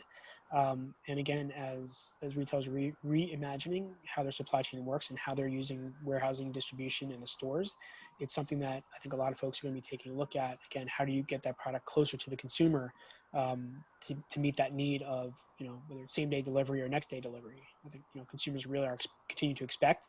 When they buy it, they want it then and now. So how do you, even though they're not going anywhere, they still want it now. Right. So how do you meet that need? And again, if you're turning some of these empty stores, empty malls, empty buildings into that to get closer to the consumer, that's something that folks are going to take a look at and try to utilize. So, and then to backtrack back to the holidays, we talked about, the holidays, going forward, but Halloween is a big deal in my house. Thanksgiving is a big deal in my house. I don't know if communities will be doing trick-or-treating or not. And obviously schools are not in session. So what do you forecast those holidays to look like? I don't know that we've done a forecast yet for Halloween. It certainly is going to be a little bit different. We're actually, I think, partnering with the Halloween Industry Association. And yes, there is a Halloween Industry Association. I may have to look them up. to work on some issues and continue to promote that. It's going to be different. Again, I have little children, and I'm not sure what our neighborhood development we do. Every year a Halloween parade. I don't know if we're going to do that or not, and how that's going to work. So it's going to be interesting to see. I still plan on going out and buying my box of candy to hand out just in case. Hopefully we get trick-or-treaters because I don't want to eat all that candy. So just trick or treat around your house. Yeah, exactly. So, but not sure. Certainly is going to be different. Yeah, I know we still plan to buy costumes just because, I feel like when you have kids, you kind of have to do something to make it all worth it. And, that just makes sense to me. So yeah, we'll definitely be buying costumes. I have a 1-year-old and a 2.5-year-old. So they're getting dressed up for Halloween. Perfect. I love it. Well, John, I appreciate you being a part of our discussion today. I felt like we covered a lot of ground. We'll be very anxious to see, how this plays out over the next handful of months. Maybe we could do a recap, definitely. At the end of the year and just kind of touch base and see how this kind of all plays out and what 2021 looks like. Because I agree. I think it's so hard. I mean, we have a hard time even just planning 1 week beyond 1 week. Because you just don't know. Right. And then, God forbid you see somebody and then they're like, oh, well, we don't feel well. And then, you kind of have to reassess how you do things. So, but no, I do appreciate it. I felt like it was a lot of good information. And we do have a lot of your statistics and market research and all of that on our website at stcexec.com. And we also have some on foodlogistics.com. So thank you very much for being a part of our session today. To all of our registrants who are in participation, thank you so much for joining us today as well.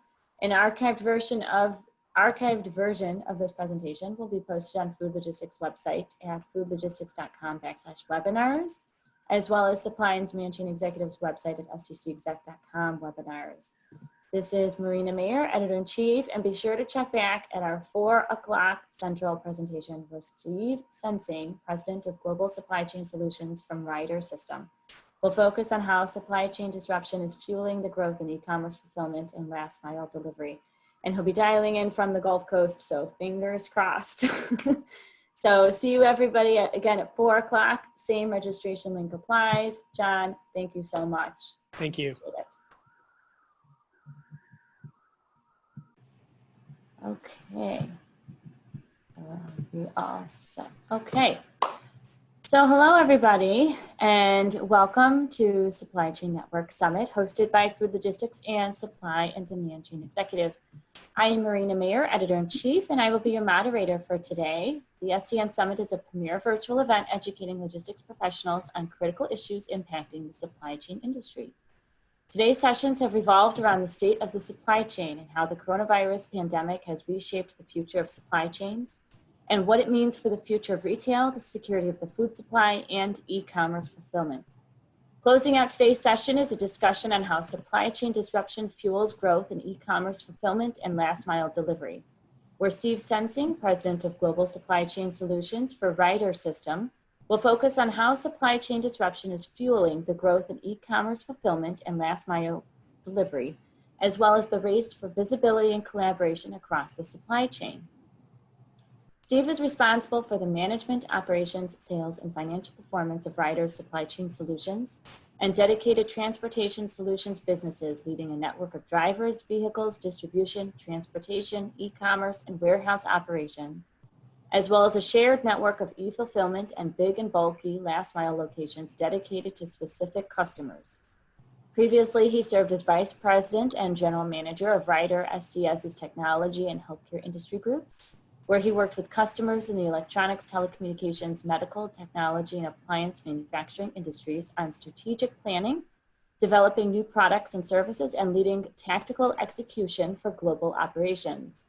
With a Ryder career spanning more than 27 years, he joined the company in 1992 as General Manager, leading the operations of dedicated contract carriage solutions for regional accounts.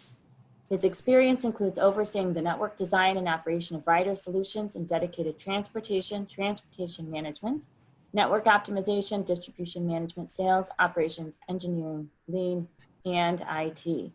Just a reminder to the audience to submit your questions via the Q&A console. It's at the bottom of your screen. We also have a chat console that you can use to communicate with each other, to communicate with the speakers, our staff, or sometimes to just propose a question as well.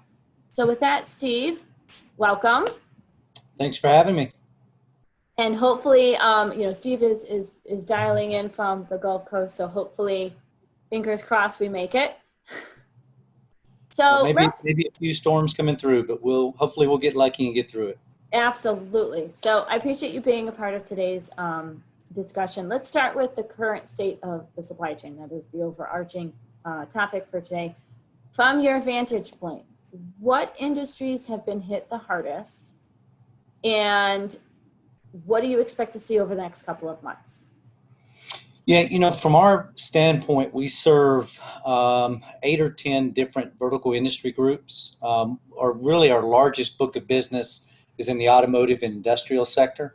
So as you can imagine, in the auto industry, late March, early April, it was really a full shutdown from a production standpoint, across North America. So we were in the unfortunate position where we had to furlough several thousand people. But quickly they came back up and operational.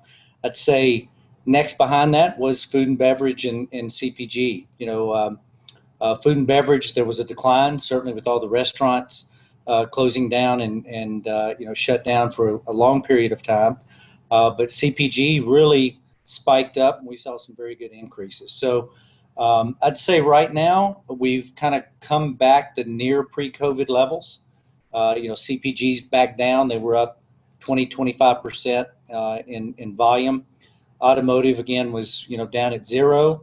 Now they're getting back up at near capacity. So very encouraging, and I think through the balance of the year, e-fulfillment, continued surge in last mile delivery, is going to continue to push through. And as a result of this pandemic, there's been a lot of discussion around, supply chain resiliency. We're seeing a shift from globalization to localization in manufacturing and inventory. But, as we all know, that's only just part of the equation. From your perspective, what defines a resilient supply chain, and what makes a supply chain resilient? As we work with many customers, we have, over 250 customers across North America, and it's really about flexibility. So, I think as we talk to our customers, it's making sure that they are prepared for events like a pandemic so that they can take inbound orders from their customers in multiple ways.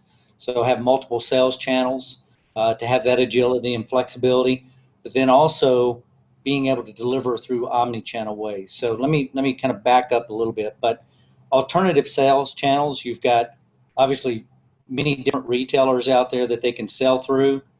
I think during this time, what many of our customers saw is those retailers were non-essential.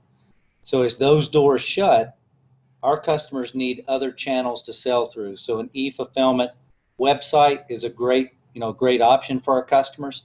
We had many that were prepared, and probably more that weren't, for the pandemic. So working with our customers to be able to offer different sales channels, but also that omni-channel delivery. So not only deliver to retail storefront, but when that's shut down, how can you deliver to the person's home, place of work, or other destination that they want their product delivered to. So at the beginning of this pandemic, there were a lot of, delays in delivery. Companies were even transparent about it, saying, sorry, because of the pandemic, we're behind schedule. Now with the nation under kind of a civil unrest and some stores having to shut down again, we're starting to see some of those warnings come across when we order something online. What are some ways that companies can kind of prepare for stuff like this? I mean, we're talking beyond a pandemic. This is other things. How can they prepare? Yeah, again, I think it's making sure that you have your sourcing inventory correctly. So many companies, were procuring product from around the world. That creates a lot of the issue, first and foremost. So I think coming back, nearshoring, onshoring, really focusing on, again, more resiliency in the supply chain and ability to react quicker, locally. And then how do you put that product strategically out in your network or other nodes that you can react quicker, right? So a lot of the issues right now are really tied to truckload and carrier capacity. And I think that's going to continue. Everything that we see right now, that's going to continue through the balance of year.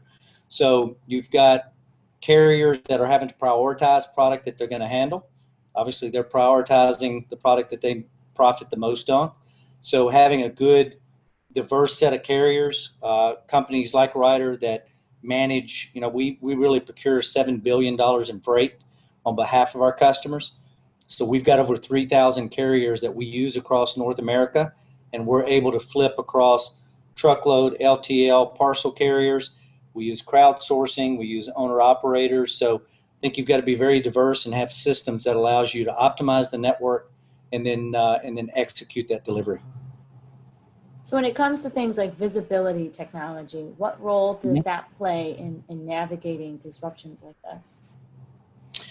We had been working on a tool probably now for about 3 years called RyderShare. And when you say visibility, I think that's what kind of resonates with most people in the supply chain.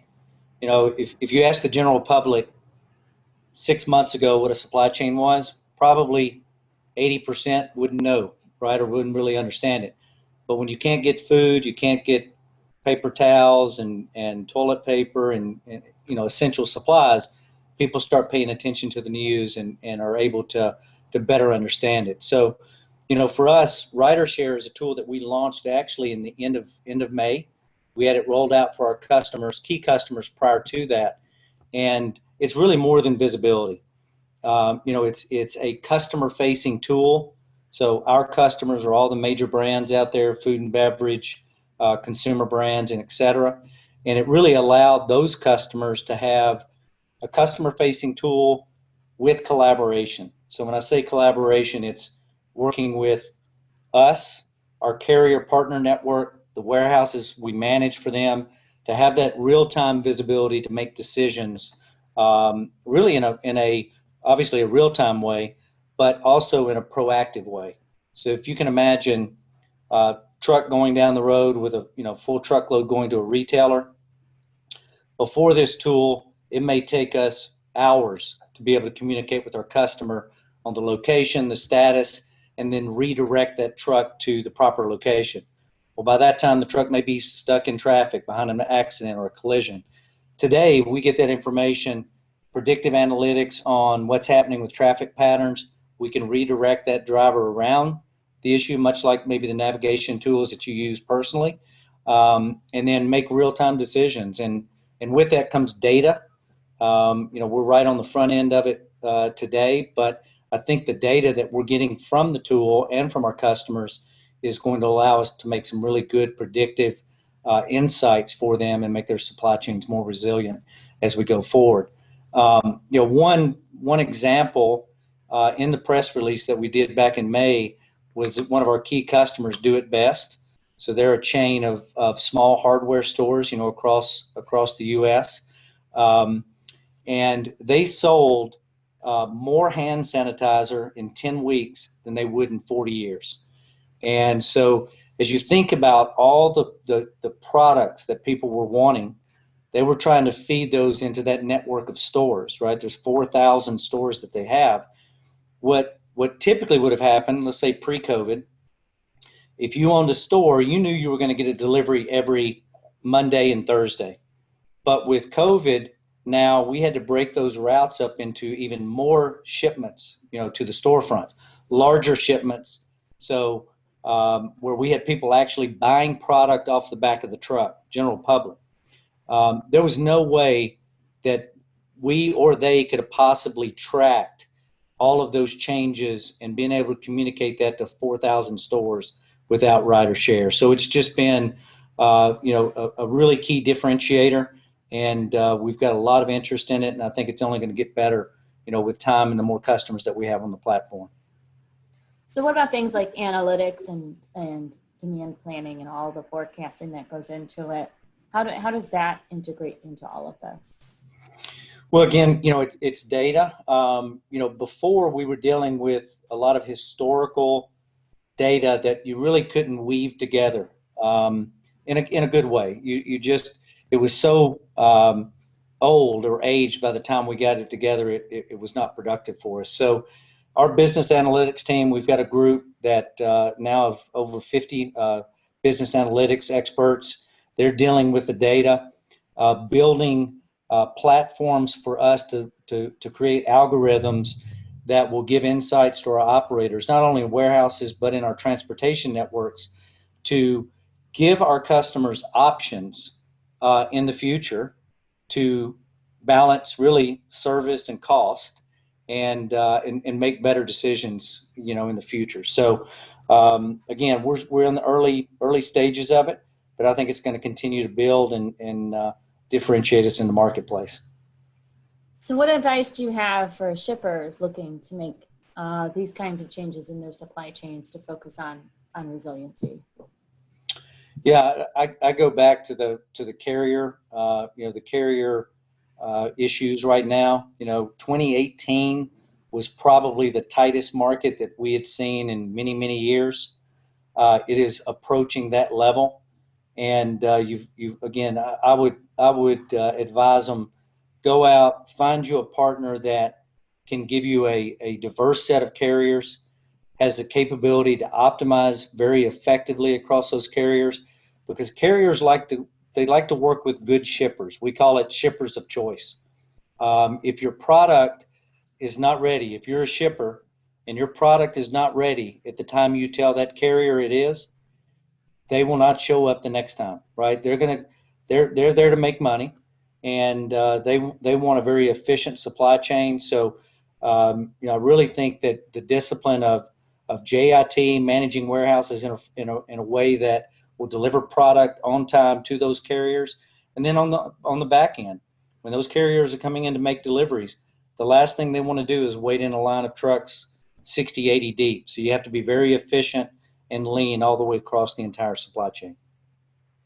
And how does something like automation and robotics play into this? And what do you see as the future of kind of our human's role in that?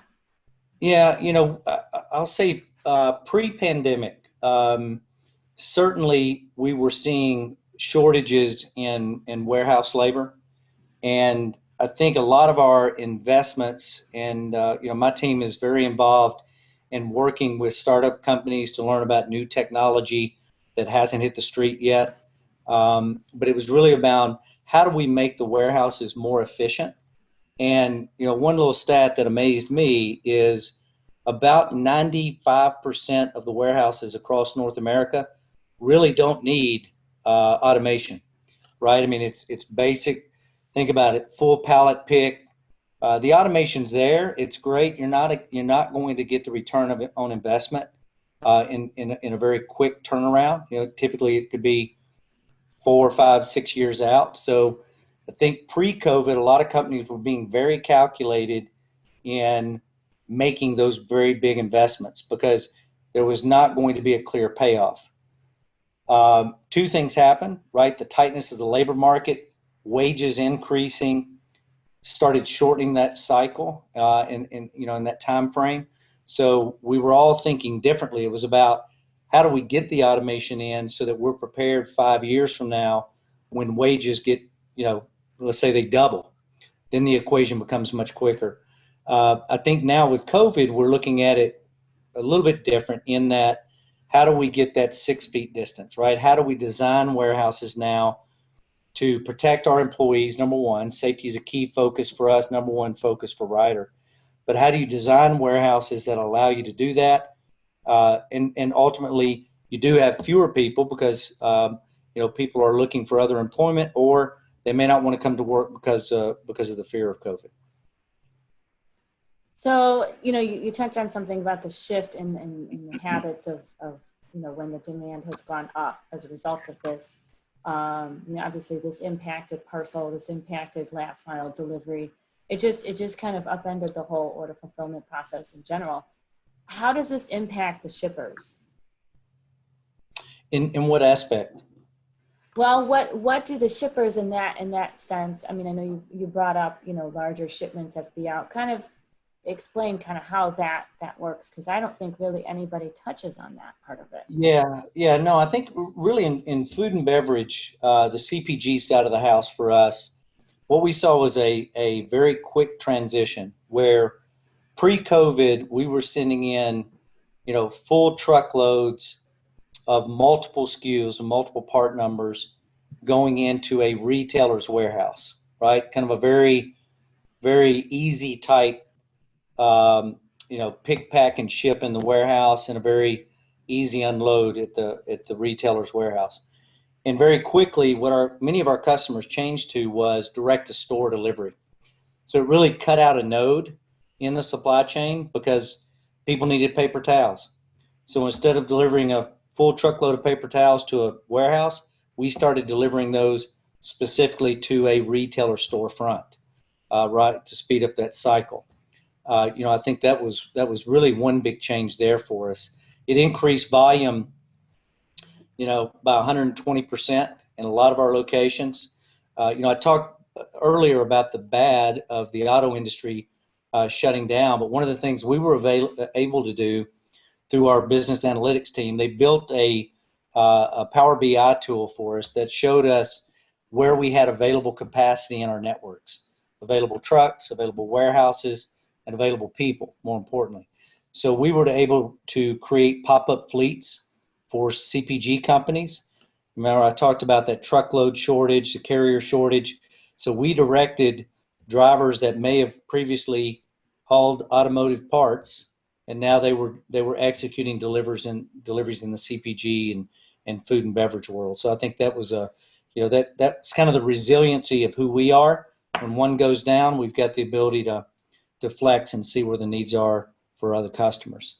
On the last mile side, big and bulky. So as you said before, we've got a network of 20 hubs that we operate across North America for customers that ship, furniture, bedding, exercise equipment, appliances, and we also have what we call dedicated hubs that actually our retail customers manage, but we execute the deliveries out of.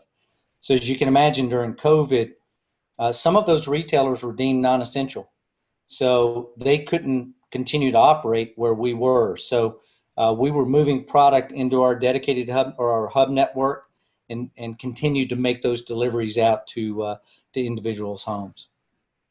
Have you seen an uptick in certain categories over others as a result of all of this? Oh, it's the exercise equipment is amazing. It's it's going through the roof, and you see that out there with with many of those suppliers.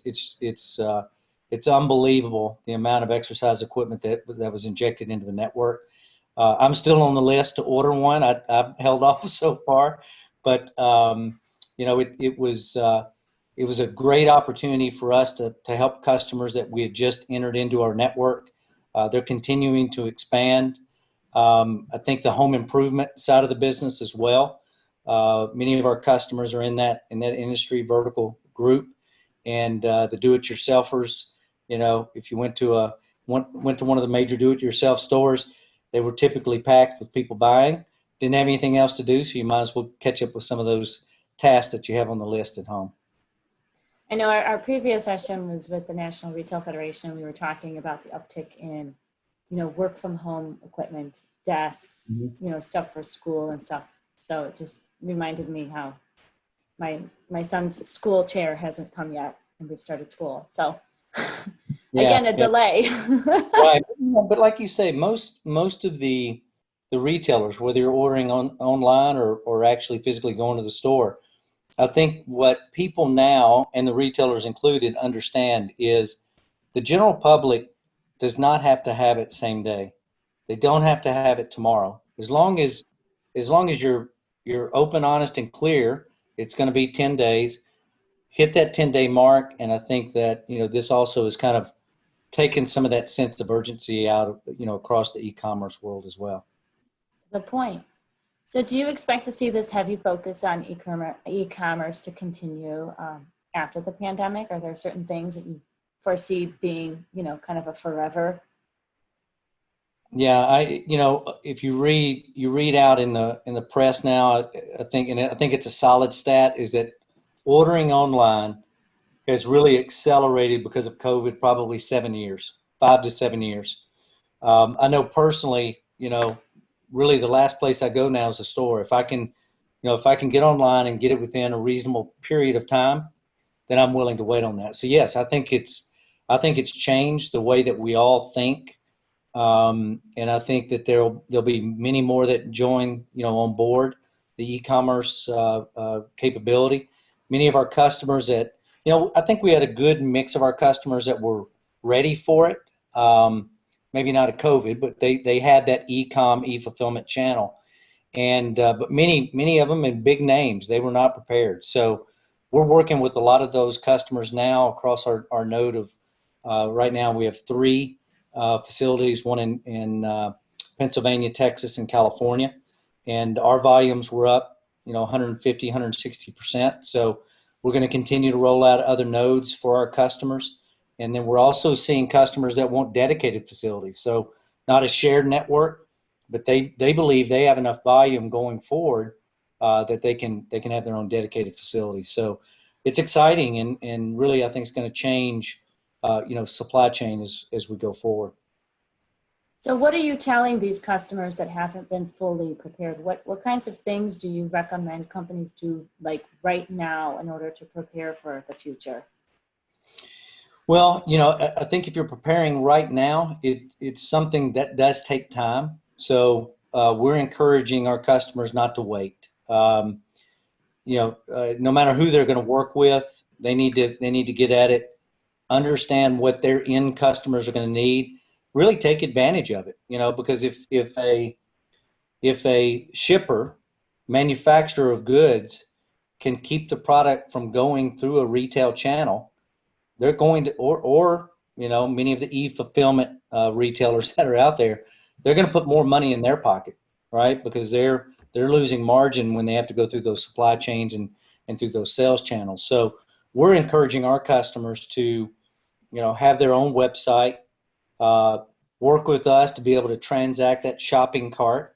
We'll do the pick, pack, and ship of that delivery. We'll put it in one of their boxes if they want that, or we'll put it in a rider box and have that shipped out to the home. So, but a lot of good momentum, and I think from an opportunity standpoint, it's really going to continue to change as we look in the short and the long term. So sustainability is also a big topic. We had a session earlier that was focusing on just sustainable supply chains. When it comes to last mile delivery, what kinds of things can companies be doing to be, make their last mile delivery more cost effective? As people think about last mile, my father always says there's no such thing as a free lunch, right? So there is a cost of delivering product. I don't care who offers free delivery. Somebody is paying for the cost of that delivery. So, I think it's really, again, kind of that partnership role, and it's really all about density. So being able to put your product in a facility that can be shared across other customers, not only the facility but also that truck that's delivering. When we go out and make a delivery, we're delivering a piece of furniture, maybe it's a dining room table, a couch, a mattress set, a washer and dryer, and those are all different customers, but they're all gaining from the leverage and sustainability of the network. So it's, and I would say just, be upfront again with customers. I think it's more important to not bury the cost of that delivery in the price, but to be able to talk about it and help them to understand. Because in a lot of cities, people don't have the capability to go out and pick up a washer and dryer on their own. So they're going to need the service and the execution. And I think that our team of carriers that go out and make those deliveries, they're professional individuals. We did see a change during COVID where we do a lot of white glove delivery and deluxing. So that's where we're asked by an end consumer to take that piece of furniture into the room of choice, unbox it, put the dining room table together, and then make sure our customer's happy, and then we detrash it and we leave. During COVID, we weren't able to do that in a lot of districts and in certain zip codes. So we then went to what we call threshold delivery and then first dry room. So it could be delivering something into someone's garage or just right through that front door or back door into their foyer. And then it was up to them to really, execute the construction of that at that point. So we're continuing to see that grow, and we're also seeing opportunities with other goods that we think we can leverage in the big and bulky space as well. So you touched on resiliency and how you have to shift assets and people. Given that we can't predict, the next major disruption, whatever that is, how do you prepare supply chains to manage disruption no matter what form it takes? Well, again, I think you've got to understand your weakest points, and it's kind of like a disaster recovery plan, if you will. I think you've got to have different capabilities. You've got to have key understanding of warehouse execution and distribution management. So those lean principles and continuous improvement, I think are key. If you think about operating in nearshoring and onshoring, you've got to have the ability to execute cross-border delivery. So, many of your manufacturing sites could be in Mexico. We've got a very large operations across Mexico, working across multiple verticals, automotive and CPG companies. And you've got to be able to get that product across into the U.S. You got to understand the whole tariff negotiations and total landed cost. So, I mean, it's just a very complex decision to make. And, I think we've kind of seen it all working across high tech customers, CPG, automotive, industrial.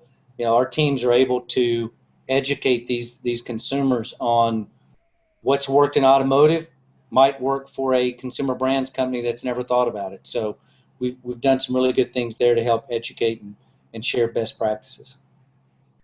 When it comes to, let's say fleet management, when it comes to pre-owned vehicles or leases, new, kind of what is, I know it's a stressful time and people want to allocate their finances properly, but what do you kind of advise on this? Well, our largest division, led by John Diaz, is our FMS division. So it's about a $4 billion piece of business for us. It is where we are one of the largest equipment leasing companies. So we're leasing Class 8 tractors all the way down to Sprinter vans. So, certainly for us, we think we bring to the table really in the buying power. We can go to market. We're one of the largest procurers or buyers of Class 8 tractors. So as you think about our ability to purchase on your behalf, we're going to get you a lower cost. We've got over 7,000 technicians out in the marketplace that are world class.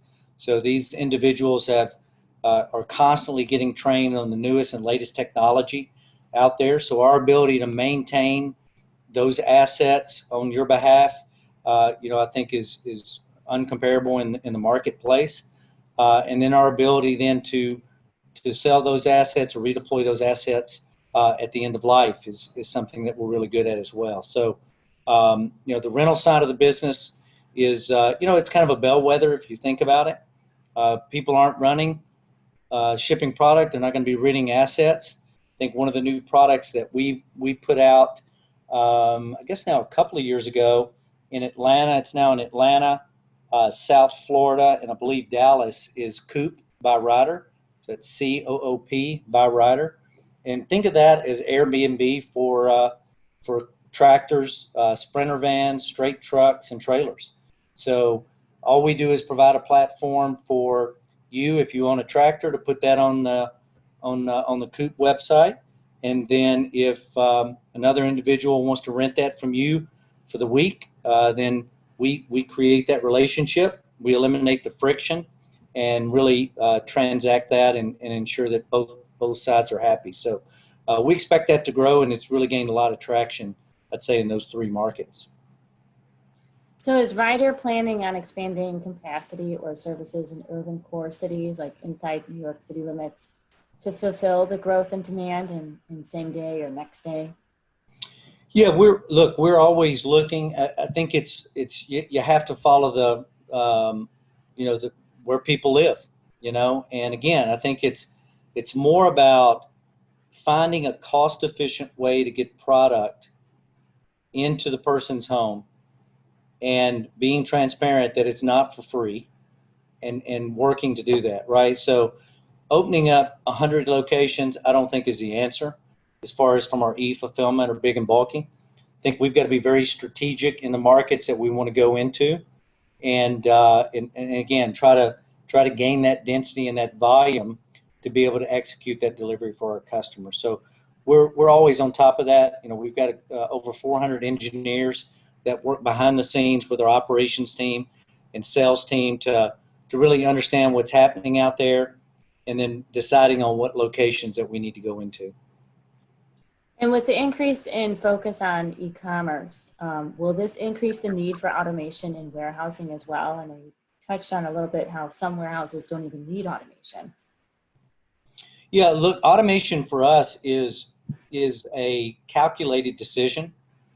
and it's really, again, it's about density, right? In the 3 locations that we have today, we have minimal automation.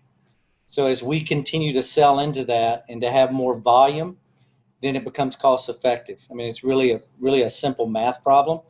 The only counter to that is, as I talked earlier, as you think about the rising labor wages, COVID trying to separate people more.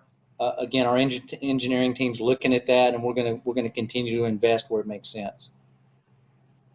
And when you look at your different customers, I mean, is there advice or ways of doing things that maybe the e-commerce channel can share with food and vice versa? You know, we're focused right now.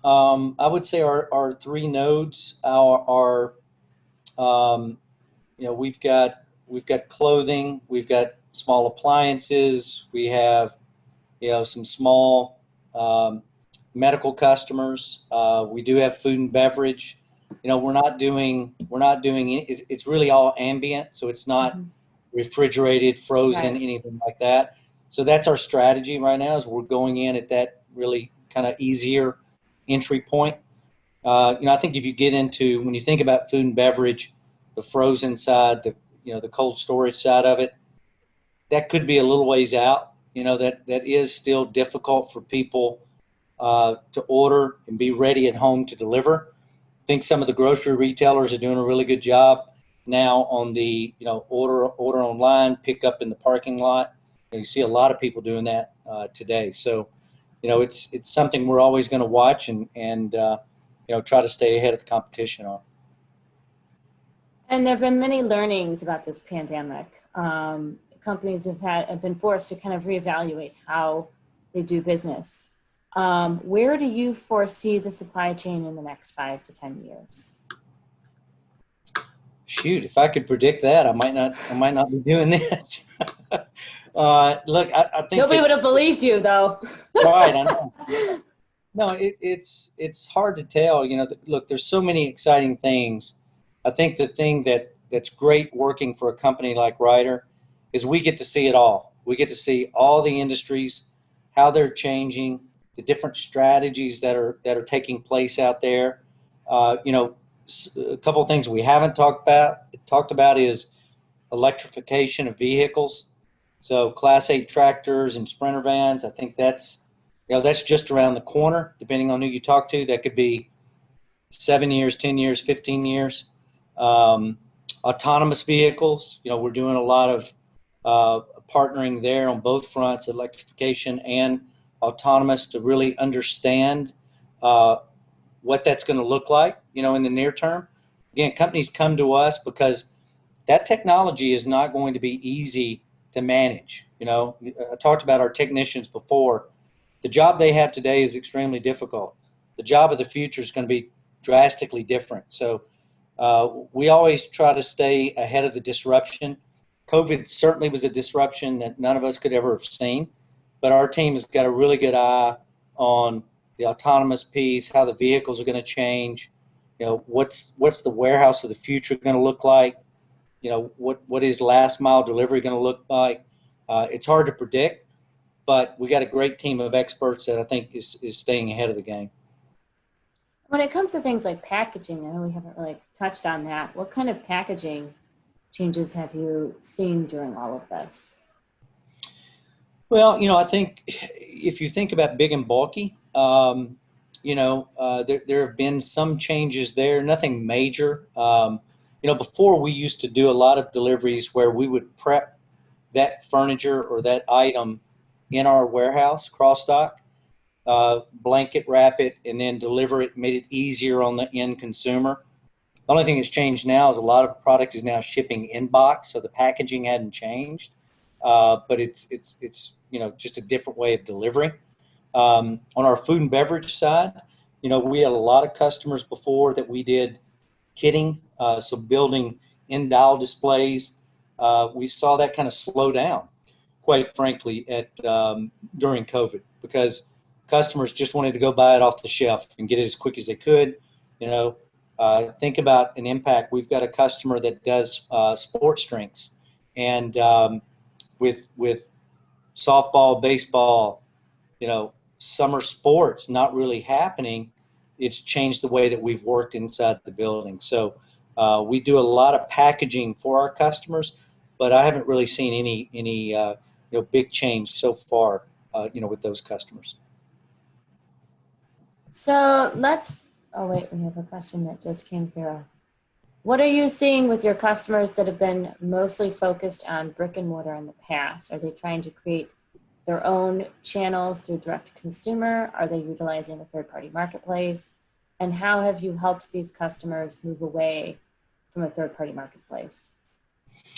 Yeah, I would say it's a mix. We've got retail customers that are committed to brick and mortar, right? Their clients, the way that they shop in their stores, that's the experience that those consumers want to continue to have. I would say that we also have customers that are saying, I want to get out of brick and mortar. How do I create that e-fulfillment, that web experience, and be able to deliver my product to the end consumer's home? So I'd say it's a mix right now, but I believe eventually all customers are going to have some type of e-fulfillment, e-commerce type option. So what does the future look like for solutions providers like Ryder, following this pandemic, 12, 18 months down the road? The opportunity right now is the demand is on the rise, and it's a great problem to have. I think that customers are going to outsource more. Typically, if you think about the industry that we play in, there's only about 15% that's outsourced to 3PLs. So it's sometimes a business decision, a philosophical decision that I'm just going to do it myself because I can do it just as good. Mm-hmm. Growing up and living in this industry now for almost 30 years, I think that the value of 3PLs is that there are a lot of great ones out there. We have the ability to understand more about different supply chains than individuals could ever imagine. And I expect that outsourcing and partnering with 3PLs like Ryder to only increase as far as market share and percent of market. So I expect it to continue to grow.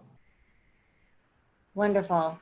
Well, I appreciate you being a part of today's discussion. And, despite all the weather challenges you've been experiencing, and I'm glad this worked out. All the stars aligned. That's right. That's right. Well, thanks so much. Absolutely. And to all of our participants, most of you who have been on with us all day, thank you so much. Obviously, Steve, thank you as well. An archived version of today's presentation will be posted on Food Logistics website at foodlogistics.com/webinars. It'll also be on Supply and Demand Chain Executives website as well at sdcexec.com/webinars. This is Marina Mayer, Editor-in-Chief, and be sure to register for our next SCN Summit session scheduled for September 29th, discussing in-store versus online, how automation and robotics are changing the way consumers shop. You can find the registration link on our websites at foodlogistics.com, sdcexec.com, and thank you, Steve, and thank you for all of our attendees. Thank you. Be safe. Thank you. You too. All righty. Bye.